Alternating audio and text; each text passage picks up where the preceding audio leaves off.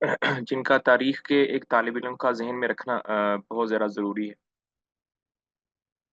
सबसे पहली बात तो ये है कि तारीख़ पढ़ने का फ़ायदा क्या है? तारीख़ पढ़ने का फ़ायदा ये है कि तारीख़ पढ़ने से एक इंसान की जो उम्र है ना, ऐज है, वो बढ़ जाती है। अभी हम मिसाल के तौर पर नबी सल्लल्लाहु अलैहि वसल्लम की वफ़ात से लेकर ममालिक का जो दौर है, तकरीबन 100 साल से ज़ायद की तारीख़ पढ़ेंगे। तो अभी मेरे दरमियान और वो जो 120 साल हैं नबी सल्लल्लाहु अलैहि वसल्लम की वफ़ात के बाद, उनके दरमियान में जो एक दीवार थी, एक पर्दा था जो कि पास्ट में चली गई है, मैं देख नहीं सकता था, वो पर्दा हट गया है, वो दीवार गिर गई है। अब मैं गौर से देख सकता हूँ कि उन 122 सालों में क्या हुआ। दूसरी बात ये है कि हमें सबक सीखने का मौका मिलेगा कि उस दौर के जो लोग थे, सहाबा थे, उन्होंने क्या-क्या मेहनतें की। नबी सल्लल्लाहु अलैहि वसल्लम के जाने के बाद उन्होंने दीन को ज़िंदा रखने के लिए, दीन को बरकरार रखने के लिए, दीन को फैलाने के लिए क्या-क्या कंट्रीब्यूशंस की। अ, हज़रत उमर के ज़माने में किस तरह रूम फ़तह हो गया, फ़ारिस फ़तह हो गया, 22 लाख मुरब्बा मील की हुकूमत मिली, वो सब कैसे स्ट्रगल हुई उन्होंने, कैसे उन्होंने नबी के बाद अपने आप को चलाया। उसके बाद एक क्वेश्चन जो हमारे ज़हनों में ये आ सकता है कि सर जब तारीख़ लिखी हुई पड़ी है, किताबों के अंदर उर्दू में भी है, अरबिक में भी है, इंग्लिश में भी है, तो इस तरह सबको इकट्ठा जमा करके एक क्लास रखना इसका क्या फ़ायदा है? सब अपने-अपने सूटेबल टाइम में किताब को जाकर पढ़ सकते हैं, बिल्कुल ठीक है, पढ़ सकते हैं। लेकिन एक बात मैं आप लोगों को बता दूँ कि तारीख़ जो है, उस पर उस तरीके से काम नहीं हुआ जिस तरह अहादीस पर काम हुआ है। नबी सल्लल्लाहु अलैहि वसल्लम की जो अहादीस हैं, उनमें बहुत सारी अहादीस ऐसी हैं जो फैब्रिकेटेड हैं, जो मनगढ़ंत हैं, जो मौज़ू हैं, जो रॉन्ग हैं, ऑथेंटिक नहीं हैं, जो कि किसी न किसी तरीके से सही अहादीस के साथ मिक्स हो गई हैं। तो अल्लाह ताला ने मुहद्दिसीन की एक ऐसी बड़ी जमात खड़ी की जिन्होंने ये काम किया। उन्होंने हर हदीस को स्टडी किया, छाँटा और अल्हम्दुलिल्लाह आज के दौर में हम किसी भी कोई भी हदीस आप ले आएँ, हम उसके बारे में कह सकते हैं कि ये हदीस ऑथेंटिक है, नहीं है वगैरह-वगैरह। लेकिन तारीख़ पर ऐसा काम नहीं हुआ। कुछ काम हुआ है, लेकिन पूरा काम नहीं हुआ। बहुत सारे वाक़यात ऐसे हैं जो मनगढ़ंत हैं, मौज़ू हैं, जो कि तारीख़ की किताबों में आपको मिलेंगे। तो एक आम इंसान जिसका अहादीस के साथ या इस्लाम के पढ़ने-पढ़ाने के साथ इतना ताल्लुक नहीं है, तो उसके लिए फ़ैसला करना मुश्किल हो जाता है कि ये वाक़या सही भी था या गलत था, वगैरह-वगैरह। तो इसलिए आपको प्री नॉलेज होना बहुत ज़रूरी है। तो हमने चूँकि अपने असातिज़ा के साथ ये पढ़ी हुई है, कुछ ना कुछ पता है चीज़ों का, अगरचे फुल नहीं पता लेकिन कुछ ना कुछ आइडिया है। तो इसलिए साथ पढ़ने का फ़ायदा ये है कि हम बताते जाएँगे कि ये वाक़या ठीक है, ये मनगढ़ंत है। क्योंकि तारीख़ लिखने वालों ने अपने-अपने ज़हनों से तारीख़ लिखी है। ऑथेंटिक है, ऑथेंटिक नहीं है, उस पर अभी काम नहीं हुआ है, अनफॉर्चुनेटली। तो ये इसका एक फ़ायदा है। फिर बहुत सारे तारीख़ के लिखने वाले ऐसे हैं, उन्होंने बहुत ही सख्त कलम इस्तेमाल किया है। सहाबा के बारे में, ताबईन के बारे में, उस ज़माने की बड़ी शख्सियत के बारे में, जैसे इंशाअल्लाह अभी चलते-चलते आएगा। तो जिसकी वजह से ना वो थोड़े से डी-ट्रैक हो गए हैं। सहाबा को तानो-तशनी करना, इल्ज़ाम दराज़ी करना, ये करना, तो अपने आप को बैलेंस रख कर चलना बहुत ज़रूरी है तारीख़ की इस क्लास में। बहुत सारे वाक़यात ऐसे आएँगे कि आप जो है ना वो महसूस करेंगे कि ये सहाबी गलत हैं, ये सहाबी ठीक थे, इनसे गलती हुई है, हज़रत अली से गलती हुई है, हज़रत आयशा से गलती हुई है, आपको ऐसा लगने लगेगा। तो हम ये जो हम तारीख़ पढ़ रहे हैं, ये हम कोई दोबारा से अदालत नहीं लगा रहे सहाबा के लिए, कौन गलत है, कौन ठीक है, ये मामला अल्लाह के यहाँ चला गया है। तिल्का उम्मतुन कद खलत लहा मा कसबत व अलैहा मक्तसबत। वो लोग चले जा चुके हैं अल्लाह के पास, उनका मामला अल्लाह के सुपुर्द है। हम सिर्फ़ पढ़ रहे हैं कि हुआ क्या था और अगर हमारे साथ भी ऐसा हो तो हमने क्या करना है बस। उसमें कौन गलत था, कौन ठीक था, ये किताब हम इसलिए नहीं पढ़ रहे। तो ये कुछ बातें हैं जो कि तारीख़ पढ़ने से पहले हमारी ज़रूरी हैं। तो इंशाअल्लाह बिस्मिल्लाह पढ़ के शुरू करते हैं। तो रीडिंग करते जाएँगे इंशाअल्लाह, आप में से रीडिंग करेंगे, साथ में कोई चीज़ बताने वाली होगी, कोई इन्फॉर्मेटिव बात, तो मैं इंशाअल्लाह बताता जाऊँगा। جی کون کون ریڈنگ کرے گا؟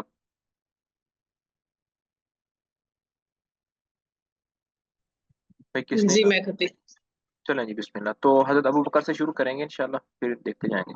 تو سب سے پہلے ان کا انٹروڈکشن پڑھیے جی، بسم اللہ۔ ہوں۔ بسم اللہ الرحمن الرحیم۔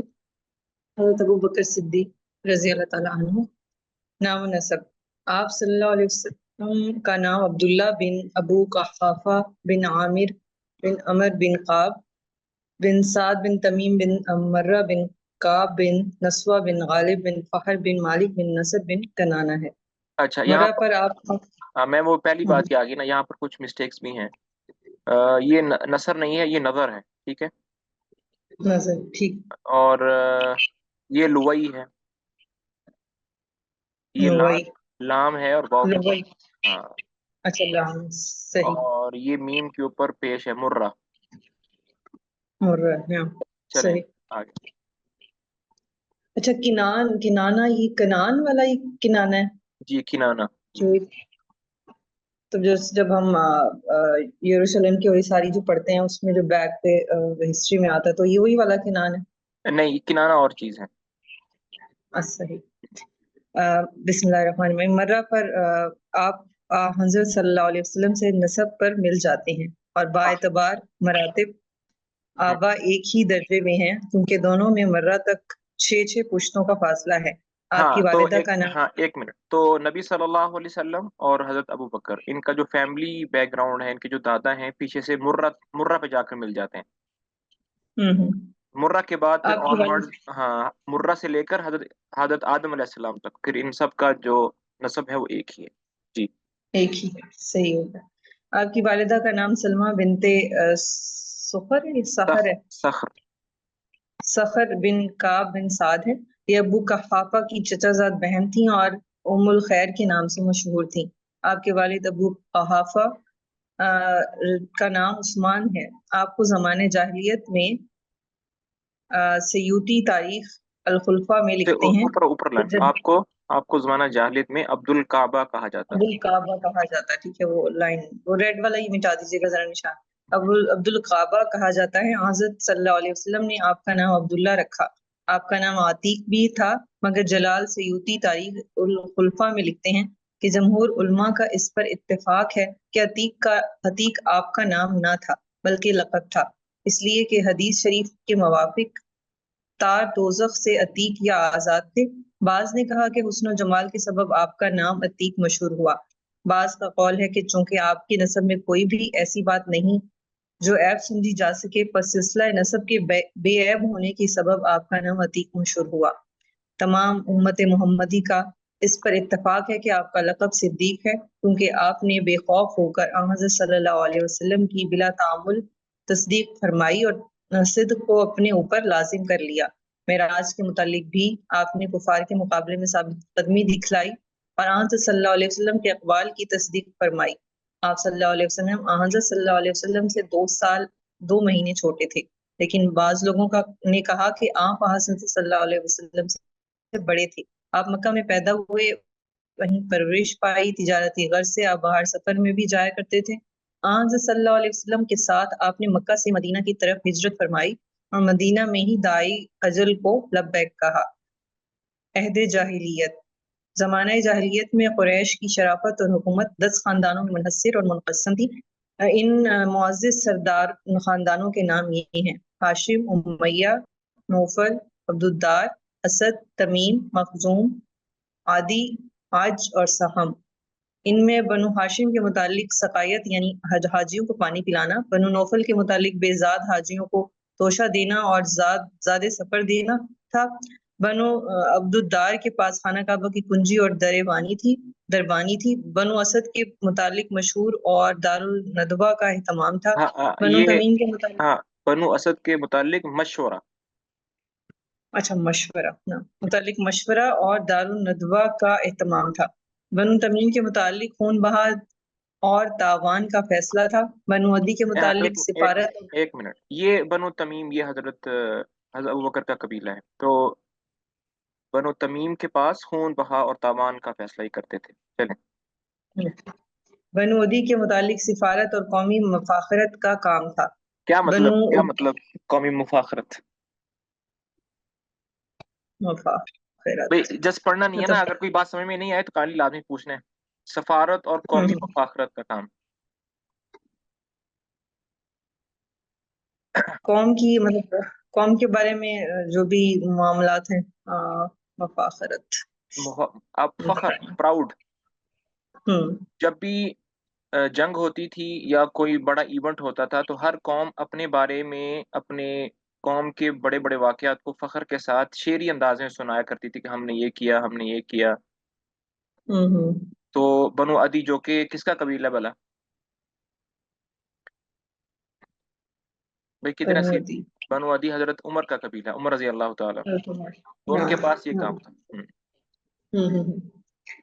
बनु तमज के पास अज है, बनु शगुन के अज। तेल। अज गलत लिखा अच्छा, हुआ ऊपर है। तीन तेल, अच्छा वो बनु मज। नहीं नहीं, अज है, अज पीछे लिखा हुआ ना, अज देखें, यहाँ अज लिखा हुआ है नंबर 9 पे। अच्छा आइन, ठीक हो गया। बनु अज के पास शगुन के तीर थे। क्या मतलब शुगुन की? मतलब कि वो जो फॉल निकालते थे तीरों के जरिए से। हाँ, फौर निकालते थे। मौसम के मुतालिक बुतों का चढ़ावा रहता था। और बनु तमीम में हजरत अबू बकर सिद्दीक खून बहा और तावान का फैसला करते थे, जिसको अबू बकर सिद्दीक मान लेते थे। तमाम कुरैश इसको तस्लीम करते, अगर कोई दूसरा इकरार करता तो कोई भी उसका साथ ना देता था। इस तरह बनु अदी में हजरत उमर बिन खत्ताब सफारत की खिदमत अंजाम देते थे और मैदान जंग में भी सफीर बनकर जाते और मुकाबले में एक कौमी मफाखिर बयान करते थे। हजरत अबू बकर सिद्दीक रजी अल्लाह तआला अन्हु अलावा इस शर्फ व फजीलत के कि वो अपने कबीले के सरदार और मुंजुमला बिन दस जुमला। दस दस मिन जुमला 10 सरदारानी कुरैश के एक सरदार थे। माल और दौलत के एतबार से भी बड़े मुतमविल और हाँ, साहिब ये लफ्ज क्या है? मुतमव्विल। मुतमविल और साहिब असर थे। आप कुरैश में बड़े मुतमव्विल का बामुरब्बत। मतलब क्या होता है? मुतमव्विल का मतलब, मुतमविल मुतमव्विल का मतलब होता है माली, किसी की माली अमदाद करना। सही। अच्छा, मुतमविल ठीक हो गया। आप कुरैश में बड़े बामुरब्बत और लोगों पर एहसान करने वाले थे। मसाइब के वक्त सब्र इस्तकामत से काम लेते और मेहमानों की खूब मदारात और तवाज़ो बजा लाते। लोग अपने मामले में आपसे आकर मशवरा लिया करते और आपको आला दर्जे का साहिब और राय समझते थे। यही वजह थी कि इब्नु दगना हाँ, ये आपको लफ्ज, हाँ ये लफ्ज है इब्नु, इब्नु दुगुन्ना। दो गुना, हम्म। ठीक है। इब्नु दुगुना आपको रास्ते से जबकि आप मक्का से रुखसत हो चुके थे वापस ले आया था, जिसका जिक्र ऊपर हो चुका है। आप इंसाफ और अखबार अरब हाँ, के एक बड़े मिनट माहिर। एक मिनट एक मिनट थोड़ा सा। ये जो ऊपर वाकया है इब्नु दुगुन्ना के बारे में, ये वाकया ऊपर गुजर चुका है, क्योंकि हमने शुरू ही हजरत अबू बकर से किया है। ये वाकया बहुत पुराना है, मैं थोड़ा सा बता देता हूँ ताकि हम एक टाइम लाइन में रहें। हजरत हम्म अबू बकर सिद्दीक रजी अल्लाह ताला अन्हु ने जब इस्लाम कबूल किया था तो जाहिर बात है हर एक को मुसीबतें और परेशानियां मिलने लगी थी।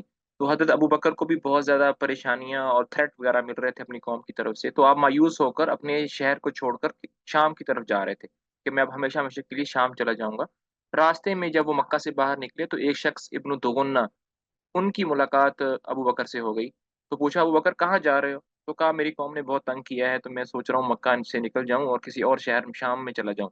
तो इब्न दुगुना ने कहा कि तुम्हारी कौम का सत्यानाश हो कि इतने शरीफ और इतने अच्छे इंसान को अपनी कौम से बाहर निकाल रहे हैं, ऐसा नहीं हो सकता।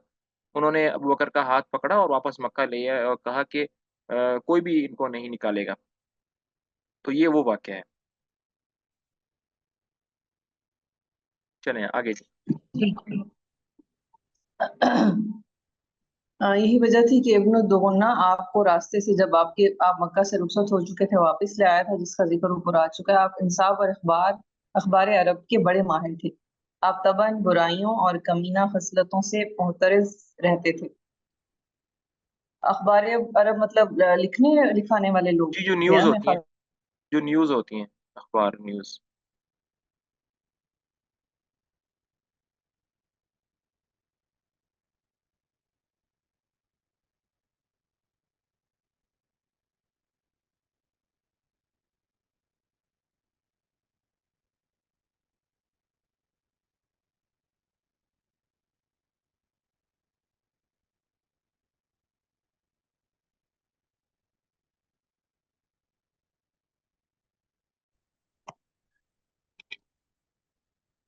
بسم اللہ.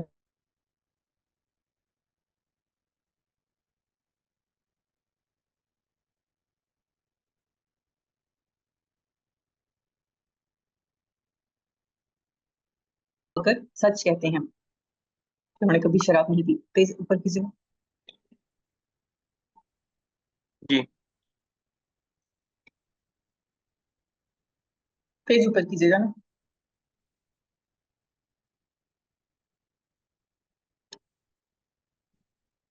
حضرت ابوبکر صدیق رضی اللہ تعالیٰ عنہ خیر مجسم بے عیب سلیم الطبع اور حق پسند اور حق پرور تھے.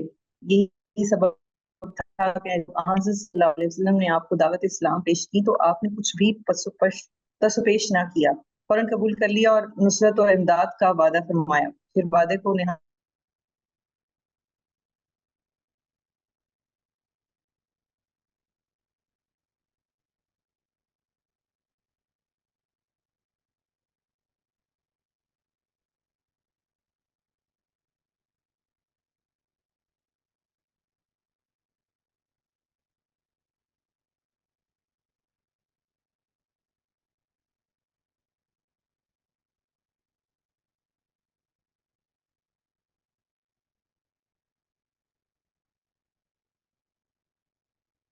جی، یہاں سے پڑھیے. حضرت ابوبکر صدیق رضی اللہ عنہ خیر مجسم بے عیب سلیم الطبع اور حق پسند. یہاں سے یہ ویسے میں نے پڑھ لیا تھا یہ.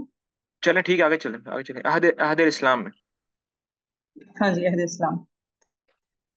بسم اللہ الرحمن الرحیم. عہد اسلام. حضرت ابوبکر صدیق رضی اللہ تعالیٰ عنہ سب سے پہلے آن حضرت صلی اللہ علیہ وسلم پر ایمان لائے. جس شخص نے سب سے پہلے آن حضرت صلی اللہ علیہ وسلم کے ساتھ نماز پڑھی وہ ابوبکر صدیق رضی اللہ تعالیٰ عنہ تھے. ممون بن مہران سے کسی نے پوچھا کہ آپ کے نزدیک علی رضی اللہ تعالیٰ عنہ افضل ہیں یا ابوبکر صدیق؟ تو انہوں نے یہ سن کر سخت غصہ کیا اور فرمانے لگی مجھے یہ معلوم نہ تھا کہ میں ان دونوں میں موازنہ کیے جانے کے وقت تک زندہ رہوں گا. ارے یہ دونوں اسلام کے لیے بمنزلہ سر کے تھے. مردوں میں سب سے پہلے حضرت ابوبکر صدیق رضی اللہ تعالیٰ عنہ ایمان لائے اور لڑکوں میں سب سے پہلے علی رضی اللہ تعالیٰ عنہ ایمان لائے. عورتوں میں سب سے پہلے حضرت خدیجہ الکبریٰ رضی اللہ تعالیٰ عنہ ایمان لائی تھی. علماء کا اس پر اتفاق ہے کہ حضرت صلی اللہ علیہ وسلم کی اجازت کے بغیر حضرت ابوبکر صدیق رضی اللہ تعالیٰ عنہ نے کبھی رسول صلی اللہ علیہ وسلم کا ساتھ نہیں چھوڑا. اہل و عیال کو چھوڑ کر اللہ اور اس کے رسول کی محبت میں ہجرت کی، غار میں رسول صلی اللہ علیہ وسلم کا ساتھ دیا، لڑائیوں میں آپ صلی اللہ علیہ وسلم کے ساتھ رہی، جنگ بدر میں حضرت صلی اللہ علیہ وسلم حضرت ابوبکر صدیق اور حضرت علی رضی اللہ تعالیٰ عنہ سے فرمایا تم میں سے ایک کے ساتھ جبرائیل ہے دوسرے کے ساتھ میکائیل. جنگ بدر میں عبد الرحمن بن ابوبکر رضی اللہ تعالیٰ عنہ مشرکین میں شامل تھے. جب وہ مسلمان ہو گئے تو انہوں نے اپنے والد ماجد یعنی ابوبکر صدیق سے کہا کہ بدر کے روز آپ کئی مرتبہ میرے تیر کی زد میں آئے مگر ہاتھ روک لیا. آپ نے فرمایا اگر مجھے ایسا موقع ملتا تو میں تجھے بغیر نشانہ بنائے نہ رہتا. ہاں تو یہ شجاعت. حضرت ابوبکر کے جو بیٹے تھے عبد الرحمن، وہ بعد میں اسلام لائے تھے، تو بدر میں وہ مشرکین کے ساتھ. جی، شجاعت. شجاعت. حضرت علی رضی اللہ تعالیٰ عنہ نے ایک مرتبہ لوگوں سے سوال کیا کہ تمہارے نزدیک شجاع ترین کون شخص ہے؟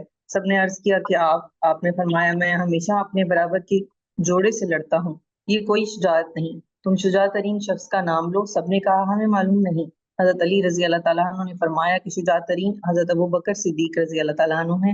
یوم بدر میں ہم نے رسول صلی اللہ علیہ وسلم کے لیے ایک سائبان بنایا تھا. ہم نے پوچھا کہ حضرت صلی اللہ علیہ وسلم کے پاس کون رہے گا کہ مشرکین کو آپ پر حملہ کرنے سے باز رکھے.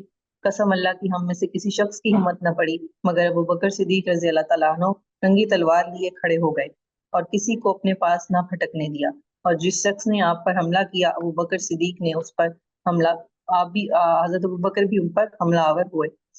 ایک دفعہ مکہ مکرمہ میں مشرکین نے رسول صلی اللہ علیہ وسلم کو پکڑ لیا اور آپ صلی اللہ علیہ وسلم کو معاذ اللہ سیکھنے لگے اور کہنے لگے کہ تو ہی ہے جو ایک اللہ بتاتا ہے. واللہ کسی کو کفار کے مقابلے کی ضرورت نہ ہوئی مگر ابوبکر صدیق رضی اللہ تعالیٰ عنہ آگے بڑھے اور کفار کو مار مار کر ہٹاتے جاتے اور کہتے جاتے کہ ہائے افسوس تم ایسے شخص کو قتل کرنا چاہتے ہو جو کہتا ہے کہ میرا اللہ ایک ہے. یہ فرما کر حضرت علی رضی اللہ تعالیٰ عنہ رو پڑے اور فرمانے لگے بھلا یہ تو بتاؤ مومن آل فرعون اچھے ہیں؟ یا ابو بکر صدیق، لیکن جب لوگوں نے جواب نہ دیا تو فرمایا جواب کیوں نہیں دیتے، واللہ ابو بکر رضی اللہ تعالیٰ عنہ کی 7 اور ان کی 1000 سے بہتر ہے۔ وہ تو ایمان کو چھپاتے تھے اور ابو بکر رضی اللہ تعالیٰ عنہ نے ایمان کو ظاہر کیا۔ ہاں، یہ جو مومن آل فرعون ہے، یہ واقعہ آپ معلوم ہے آپ لوگوں کو؟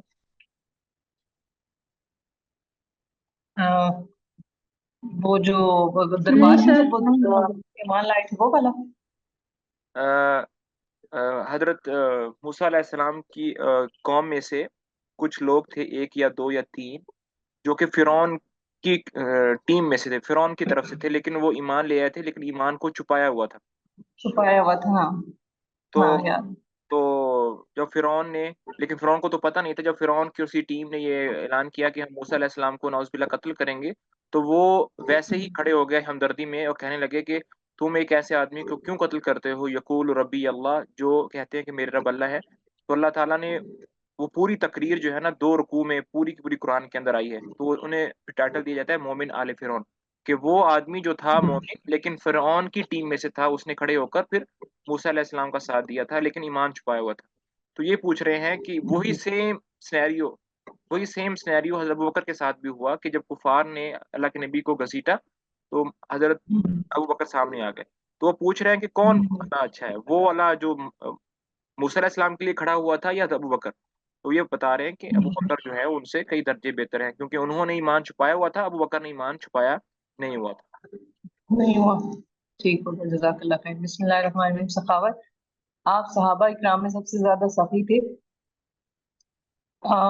یہ جو آیت ہے بس ہاں، یہ وہ جو آئے آراز وَسَيُجَنَّبُهَا الْأَتْقَى الَّذِي يُؤْتِي مَالَهُ يَتَزَكَّى، کہ وہ عنقریب جو سب سے زیادہ متقی ہے، یعنی یہ متقی سے مراد حضرت ابوبکر ہے، وہ جہنم سے بچا لیے جائیں گے، جو کہ اپنا مال خرچ کرتے ہیں پاک ہونے کے لیے۔ یہ آیت ان کی شان نزول آپ ہی کی ہے۔ چنانچہ حضرت صلی اللہ علیہ وسلم نے فرمایا کہ جتنا مجھے ابو بکر صدیق رضی اللہ تعالیٰ عنہ کے مال سے نفع پہنچا ہے کسی کے مال سے نہیں پہنچا۔ حضرت ابو بکر صدیق رضی اللہ تعالیٰ عنہ رو کر فرمانے لگی کہ میں اور میرا مال کیا چیز ہے، جو کچھ ہے سب آپ صلی اللہ علیہ وسلم ہی کے تو فعل ہے۔ ایک اور حدیث میں ہے کہ حضرت صلی اللہ علیہ وسلم حضرت ابو بکر صدیق کے مال میں ویسا ہی تصرف فرماتے تھے جیسے اپنے مال میں۔ جس روز حضرت ابو بکر صدیق رضی اللہ تعالیٰ عنہ ایمان لائے اس روز ان کے پاس 40,000 درہم تھے، آپ نے وہ سب کے سب حضرت صلی اللہ علیہ وسلم پر خرچ کر دیے۔ ایک روز حضرت عمر فاروق جیش اسرت یا جنگ تبوک کے چندہ کا تذکرہ فرما کر کہنے لگے، یہاں حضرت صلی اللہ علیہ وسلم نے جب ہمیں مال تصدق کرنے کا حکم دیا تو میں نے حضرت ابو بکر صدیق سے بڑھ کر مال تصدق کرنے کا مصمم ارادہ کر لیا اور اپنا نصف مال تصدق کر دیا۔ رسول صلی اللہ علیہ وسلم نے مجھ سے دریافت کیا کہ کہ میں اپنے اہل ویال کے واسطے کچھ چھوڑا ہے؟ میں نے عرض کیا کہ باقی نصف۔ اتنے میں حضرت ابو بکر صدیق رضی اللہ تعالیٰ عنہ اپنا سارا مال لیے ہوئے آ گئے۔ حضرت صلی اللہ علیہ وسلم نے ان سے بھی وہی سوال کیا، انہوں نے جواب دیا کہ اہل ویال کے لیے اللہ اور اس کے رسول اللہ صلی اللہ علیہ وسلم کافی ہیں۔ میں نے یہ دیکھ کر کہا کہ میں حضرت ابو بکر صدیق سے کبھی بھی بات میں آگے بڑھ نہیں سکوں گا۔ حضرت ابو ہریرہ رضی اللہ تعالیٰ عنہ سے روایت ہے کہ حضور صلی اللہ علیہ وسلم نے فرمایا کہ میں سب کا احسان اتار چکا ہوں، البتہ ابو بکر صدیق کا احسان باقی ہے، جن کا بدلہ قیامت کے دن اللہ تعالیٰ دے گا۔ کسی شخص کے مال سے مجھے اتنا فائدہ نہیں پہنچا جتنا ابو بکر صدیق رضی اللہ تعالیٰ عنہ کے مال نے۔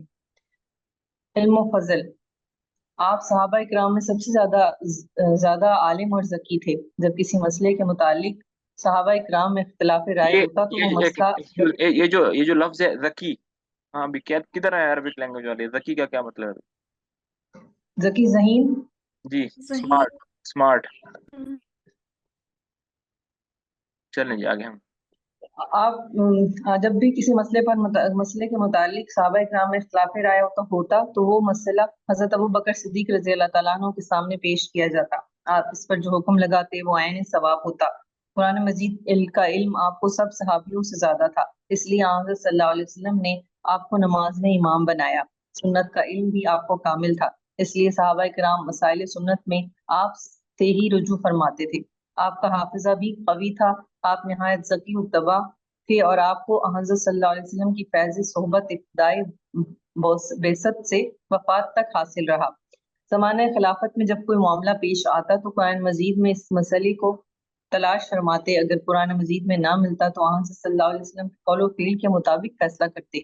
अगर ऐसा कौल व फ़ील कोई ना मालूम होता तो बाहर निकल कर लोगों से दरियाफ्त फरमाते कि तुम में से किसी ने कोई हदीस इस मामले के मुतालिक सुनी है। अगर कोई सहाबी ऐसी हदीस बयान ना फरमाते तो आप जलील कदर सहाबा को जमा फरमाते और उनकी कसरत राय के मुवाफिक फैसला सादिर फरमाते। हजरत अबू बकर सिद्दीक रजी अल्लाह तआला अन्हु सही, यहाँ एक अरब मिनट, भर यहाँ के पर ये बुलंद। एक मिनट बस, ये जो है ना, ये बहुत दो तीन लाइनें बहुत ही इंपॉर्टेंट है। देखें, जब भी कोई मिसाल के तौर पर हमने ये देखना हो कि इस्लाम इस बारे में क्या कहता है, तो सबसे पहले हम कहाँ जाएंगे? कुरान में फाइंड करेंगे उसको। अगर कुरान के अंदर वो मसला ना मिले तो हम हदीस के अंदर जाएंगे, और अगर हदीस के अंदर ना मिले तो फिर हम सहाबा के फैसलों के बारे में जाएंगे कि सहाबा ने क्या फैसला किया था इस बारे में। और अगर सहाबा का भी कोई फैसला ना मिले तो फिर क्या करेंगे? फिर अहले इल्म बैठकर खुद से कोई उसको देखेंगे भी क्या हो सकता है इसके अंदर। इसको इज्तिहाद बोलते हैं, इसको इज्तिहाद बोलते हैं। हम्म। चलें। हज़रत अबू बकर सिद्दीक अरब बर के बिलअमूम और क्रैश के बिलखुसूस बड़े नस्साब थे, यानी नसब बताने वाले थे। ना बिस्मिल्लाहिर्रहमानिर्रहीम। हत्ता कि जुबैर बिन मुतम जो अरब के बड़े निसाबों में शुमार होते हैं, हजरत अबू बकर सिद्दीक अकबर के खोशा चीन थे और कहा करते थे, मैंने इल्म और नसब के सबसे बड़े निसाब से सीखा है। हाँ, इल्म ये जी ताबीर हाँ, में भी बड़े आप नस्साब, ये लफ्ज क्या है? नस्साब, नसब बताने वाले को नस्साब कहते हैं। नसाब इल्म ताबीर में भी आपको सबसे ज्यादा फौकियत हासिल थी। यहाँ तक कि हज़रत सल्लल्लाहु अलैहि वसल्लम के अहद में आप ख्वाबों की ताबीर बताया करते थे। इमाम मोहम्मद बिन सीरीन कहते हैं कि रसूल सल्लल्लाहु अलैहि वसल्लम के बाद अबू बकर सिद्दीक सबसे बड़े मुअब्बर थे, हम्म। ताबीर बताने वाले। आप सबसे ज्यादा फसीह और तकरीर करने वाले थे। बाज़ अहले इल्म का इस पर इत्तफाक है कि सहाबियों में सबसे ज्यादा फसीह अबू बकर रज़ी अल्लाह तआला अन्हु और अली रज़ी अल्लाह तआला अन्हु थे। तमाम सहाबा में आपकी अकल और कामिल का असाबत राय मुसल्लिम थी। हाँ, ये जो हज़रत ऊपर एक अली। ऊपर ऊपर लफ्ज गुजर गया है, इमाम मोहम्मद बिन सीरीन, ये ख्वाबों की ताबीर बताने में सबसे माहिर ये ताबेई हैं। ताबेई इमाम मोहम्मद बिन सीरीन, जितनी भी ख्वाब की तबीरें किताबें हैं ना, हम्म। उन सब में इमाम सीरीन है। चलें आगे। जी, हज़रत अली रज़ी अल्लाह तआला अन्हु ने बारीक फरमाया कि इस उम्मत मोहम्मदी में सबसे ज्यादा अफजल अबू बकर सिद्दीक हैं। एक मर्तबा हज़रत अली रज़ी अल्लाह तआला अन्हु ने फरमाया कि जो शख्स मुझको अबू बकर रजी अल्लाह तआला अन्हु, उमर रजी अल्लाह तआला अन्हु पर फजीलत देगा, उसके दुर्रे लगाऊंगा।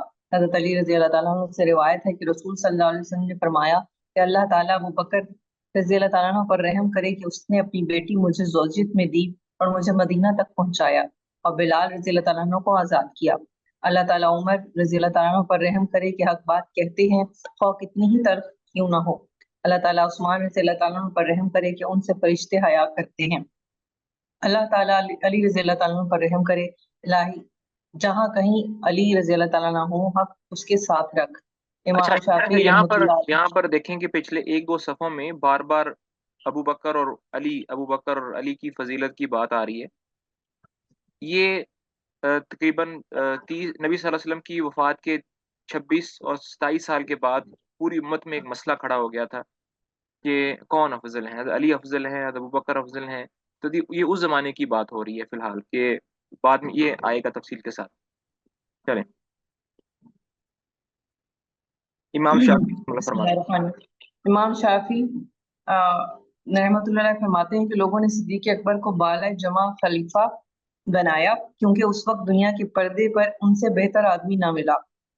मुआविया बिन फरा कहते हैं कि सहाबा को कभी खिलाफत अबू बकर रज़ी अल्लाह तआला अन्हु में शक नहीं हुआ और लोग हमेशा उनको खलीफत रसूल कहते रहे और सहाबा कभी किसी खता या गुमराही पर इजमा नहीं कर सकते। हाँ, ये जो ऊपर लफ्ज है इजमा, एक मिनट, ये लफ्ज यहाँ पर सबसे पहले तो इसकी इमला की गलती है। ये बाला नहीं है, ये बिल इजमा है। ये जो अलिफ है ना, ये वाला अलिफ, ये असल में यहाँ होना ये चाहिए। इजमा सही। इजमा कहते हैं कि किसी भी कौम के समझदार और अक्लमंद लोग जब एक फैसले पर इकट्ठे हो जाएं, उसको इजमा कहते हैं। हम्म। تو حضرت ابو بکر صدیق رضی اللہ تعالیٰ عنہ کی جو خلافت ہے وہ بالاجماع تھی، یعنی تمام بڑے بڑے صحابہ وہ اس بات پر متفق تھے کہ نبی کے بعد جو خلیفہ ہے وہ ابو بکر کو ہی ہونا چاہیے۔ بالکل۔ جب تھک جائیں تو بتا دیجیے گا، اور بھی ہیں ہمارے پاس اسٹوڈینٹس۔ نہیں تھکنا کیسا ہے، ٹھیک، اگر کوئی اور پڑھنا چاہتا ہے تو موسٹ ویلکم۔ جی کوئی پڑھنا چاہتا ہے اور کوئی؟ جلدی سر جلدی، میں پڑھوں؟ جی سبا پڑھیے۔ حسن معاشرت، جی حسن حسن معاشرت۔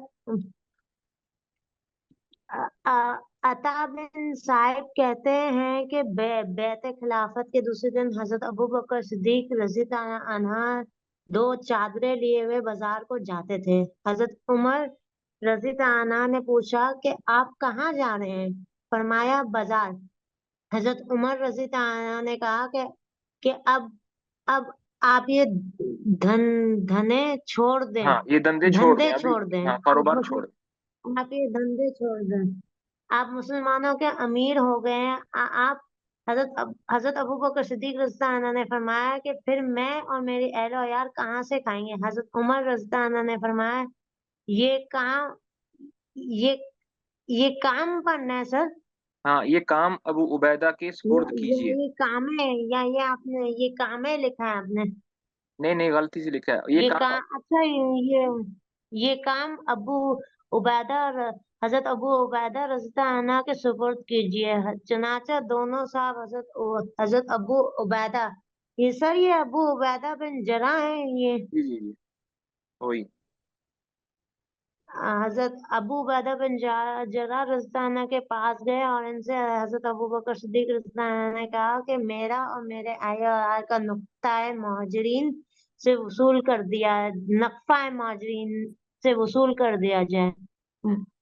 ہر چیز معمولی ہے، معمولی حیثیت کی چاہیے، گرمی اور جاڑوں کے کپڑوں کی بھی ضرورت ہوگی، جب پھٹ جایا کریں گے تو ہم واپس کر دیا کریں گے اور نئے لے لیا کریں گے۔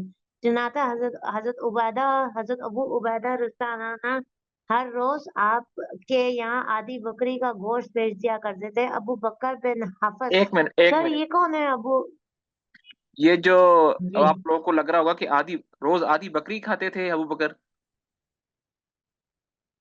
ہم تو عید پہ کھاتے ہیں بھئی۔ آدھی بکری سے مراد یہاں پر آدھی بکری تو ہے لیکن پورے خاندان کے لیے ہے، صرف ایک شخص کے لیے نہیں ہے، ٹھیک ہے نا؟ جی سر۔ ہاں اس زمانے میں کھانے پینے کی زیادہ چیزیں ہوتے ہی گوشت ہوتا تھا، کیونکہ جو صدقہ ہوتا تھا وہ زیادہ تر جانوروں کا ہوتا تھا، یہ سبزیاں وغیرہ تو بہت کم لوگ کاشت کیا کرتے تھے۔ تو جو امیر ہوتا تھا یا جو صدقے کا مال ہوتا تھا وہ بیت المال سے جایا کرتا تھا، اور بیت المال میں لوگ کیا جمع کرواتے تھے؟ صدقے کے اونٹ، بکریاں، گائے، اس طرح کی چیزیں۔ تو ظاہری بات ہے اب بیت المال میں وہی چیزیں ہیں تو بکریاں ہی جانی ہیں، اور یہ بھی مطلب پورے خاندان کے لیے، ان کے بچوں کے لیے، پوتوں کے لیے، جو پورا ایک خاندان ہوتا ہے، ایک گھر کے لیے نہیں، خاندان کے لیے۔ چلیں آگے۔ سر یہ ابو بکر بن حفص، ان کا مجھے پتہ نہیں ہے کون ہے یہ، ابو بکر بن حفص یاد نہیں ہے کون ہے۔ فرماتے ہیں کہ حضرت ابو بکر نے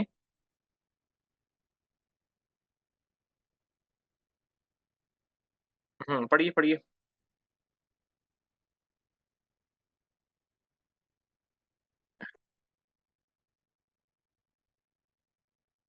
میری آواز آ رہی ہے؟ چلیں کوئی اور پڑھ دے جلدی سے، جی آ رہی ہے۔ اور پڑھ دے کوئی،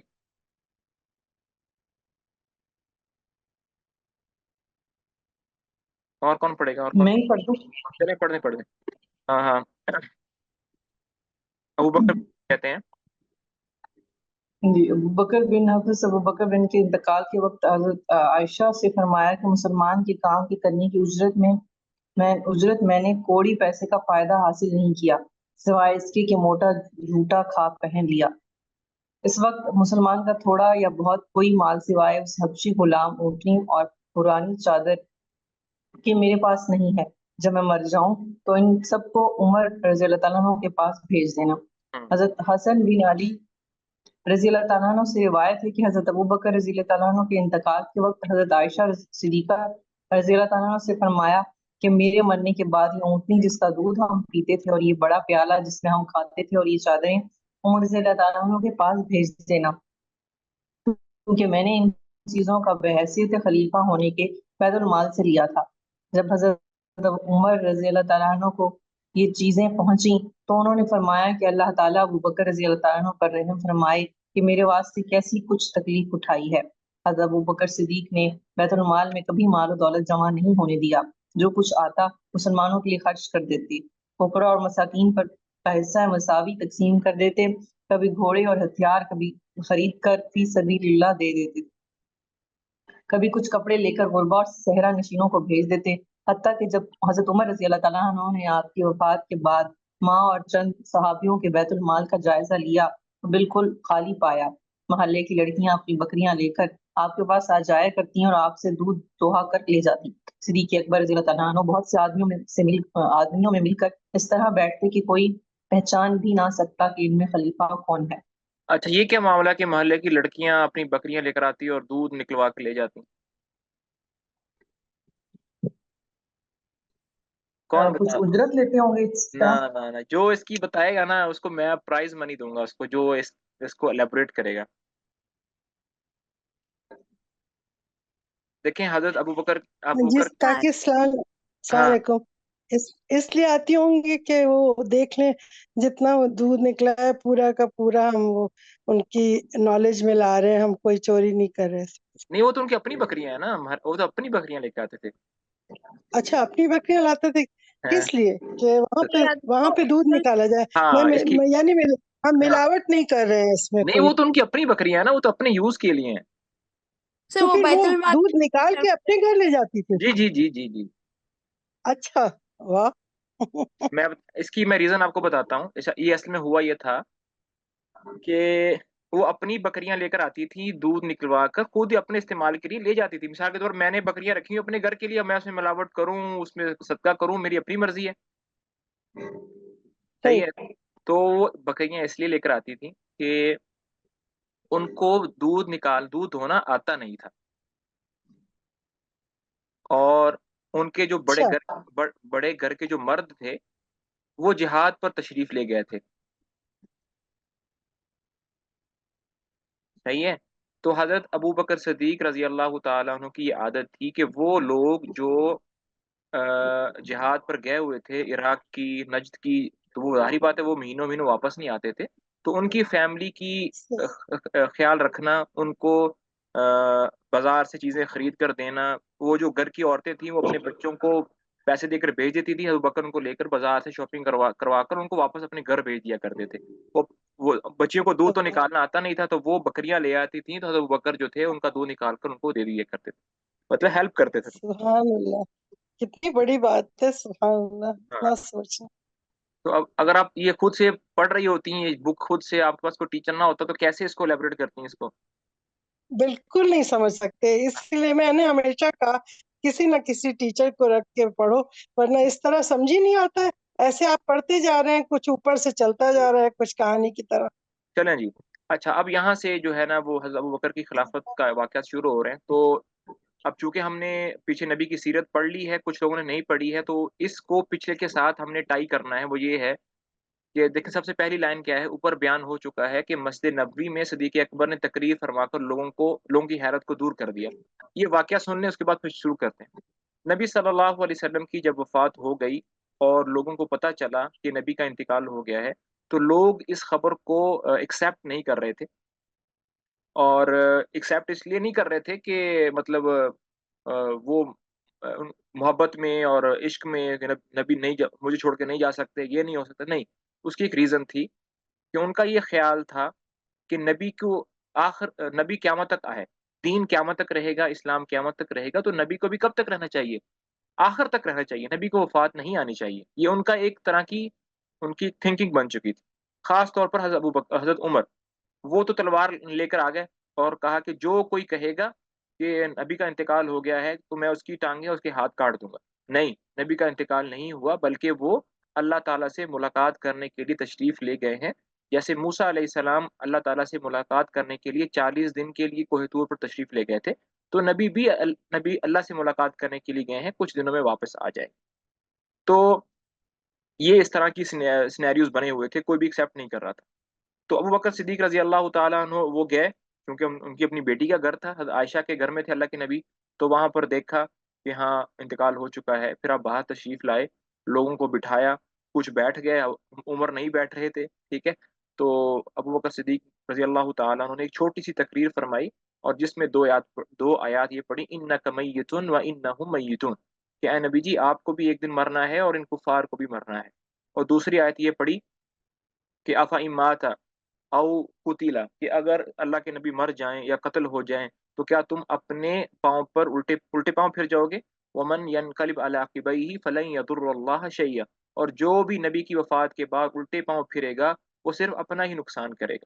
تو جب یہ دو آیات پڑھی سنی تو حضرت عمر کو بھی یقین آ گیا کہ ہاں یہ تو آیات قرآن کی ہیں، تو پھر وہ ان کی سب کی حیرت، سب کا جو تھا وہ ختم ہو گیا، اور سب چپ کر کے انتقال کو سچ مان کر بیٹھ گئے۔ تو یہ اس تقریر کا معاملہ ہے۔ اوپر بیان ہو چکا کہ مسجد نبوی میں صدیق اکبر تقریر فرما کر لوگوں کی حیرت دور فرما چکے ہیں۔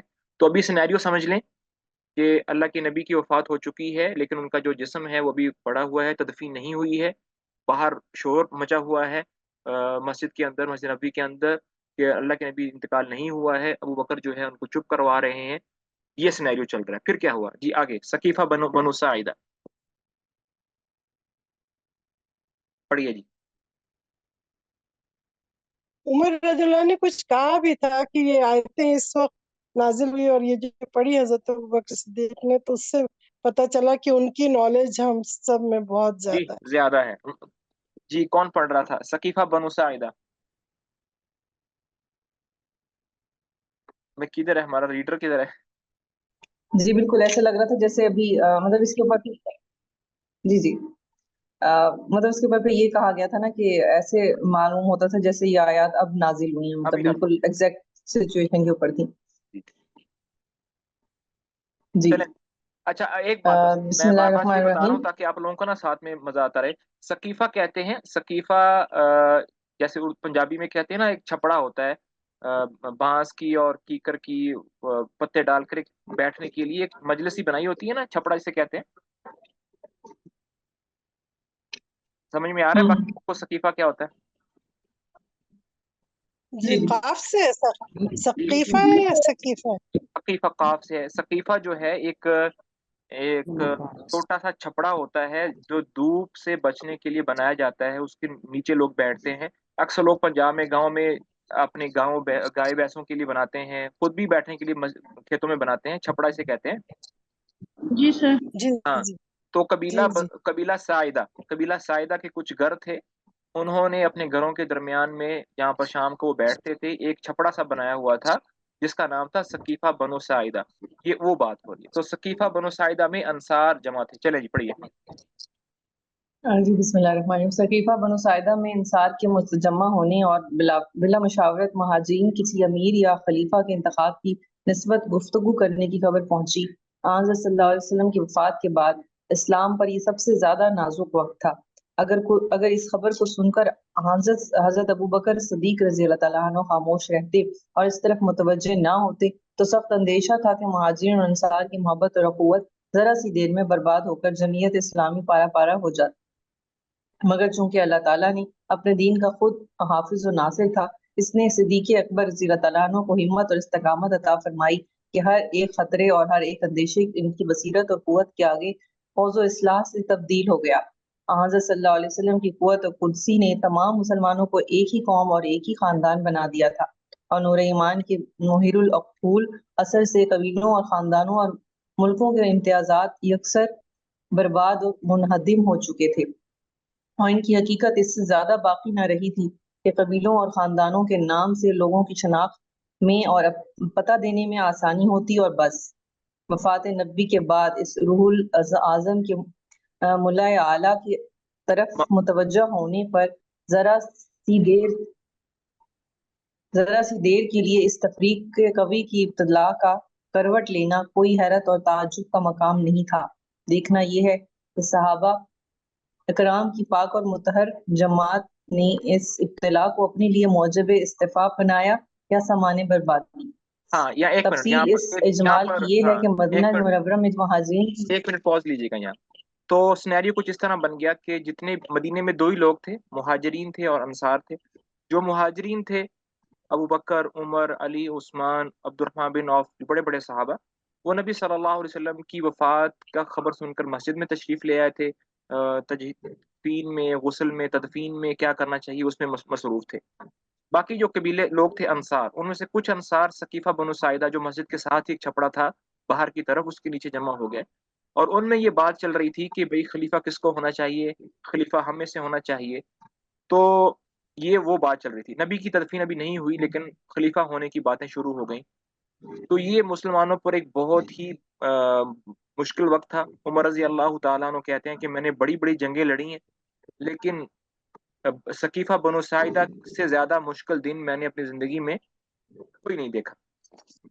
تو یہ ایک اپنے ذہنوں میں آپ میپ بنا لیں کہ کس طرح مہاجرین مسجد میں ہیں، اس چھپڑے کے نیچے انصار جمع ہیں، باتیں چل رہی ہیں.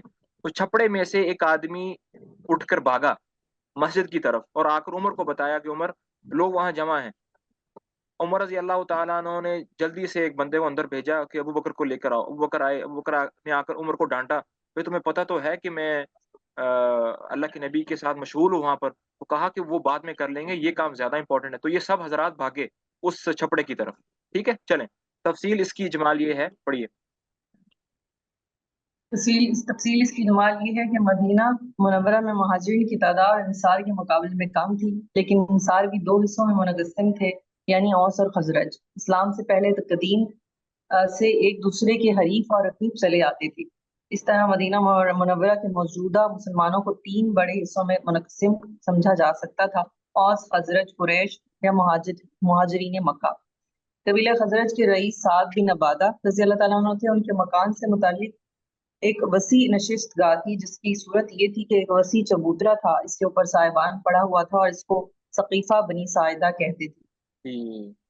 بیت آن صلی اللہ علیہ وسلم کی وفات کا حال سن کر ایک طرف مسجد نبی صلی اللہ علیہ وسلم میں لوگ جمع ہو گئے تھے اور ان میں تقریباً سبھی مہاجرین تھے، کیونکہ مہاجرین کے مکانات اسی محلے میں زیادہ تھے.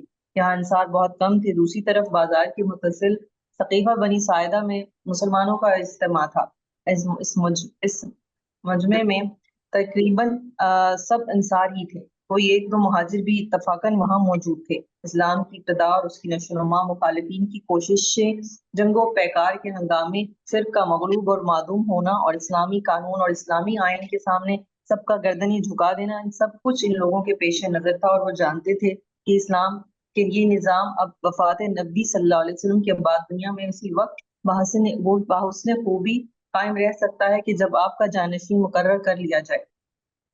مسجد نبی صلی اللہ علیہ وسلم میں حضرت عمر فاروق کے عاشقانہ جذبے نے لوگوں کو کچھ سوچنے اور مسئلے خلافت پر غور کرنے کا موقع ہی نہ دیا.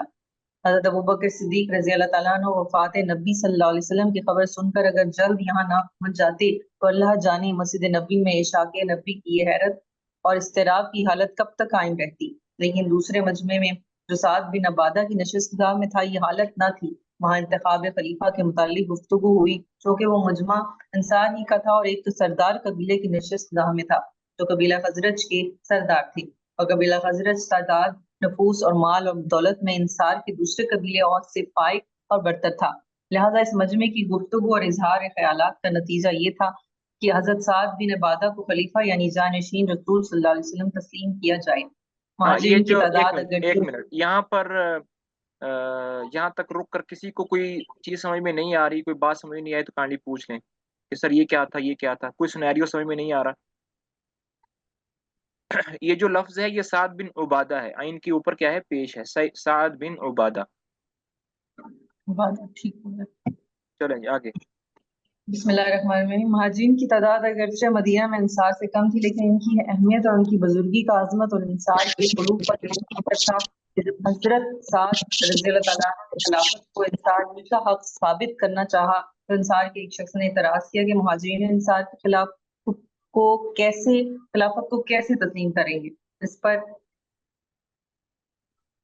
ایک دوسرے انصاری نے کہا اگر انہوں نے تسلیم نہ کیا تو ہم ان سے کہہ دیں گے کہ ایک خلیفہ تم اپنا مہاجرین میں سے بنا لو اور ایک خلیفہ ہم انصار میں سے بنا لیا ہے۔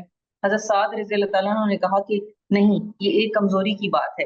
ایک اور انصاری نے کہا اگر مہاجرین نے ہمارے خلیفہ کو تسلیم نہ کیا تو ہم ان کو بذریعہ شمشیر مدینہ سے نکال دیں گے۔ اس مجمع میں جو چند مہاجرین تھے انہوں نے انصار کی مخالفت میں آواز بلند کی۔ اس طرح اس مجمع میں بحث و تکرار شروع ہو گئی۔ ممکن تھا کہ یہ ناگوار صورت ترقی کر کے جنگ اور پیکار تک پہنچ جاتی۔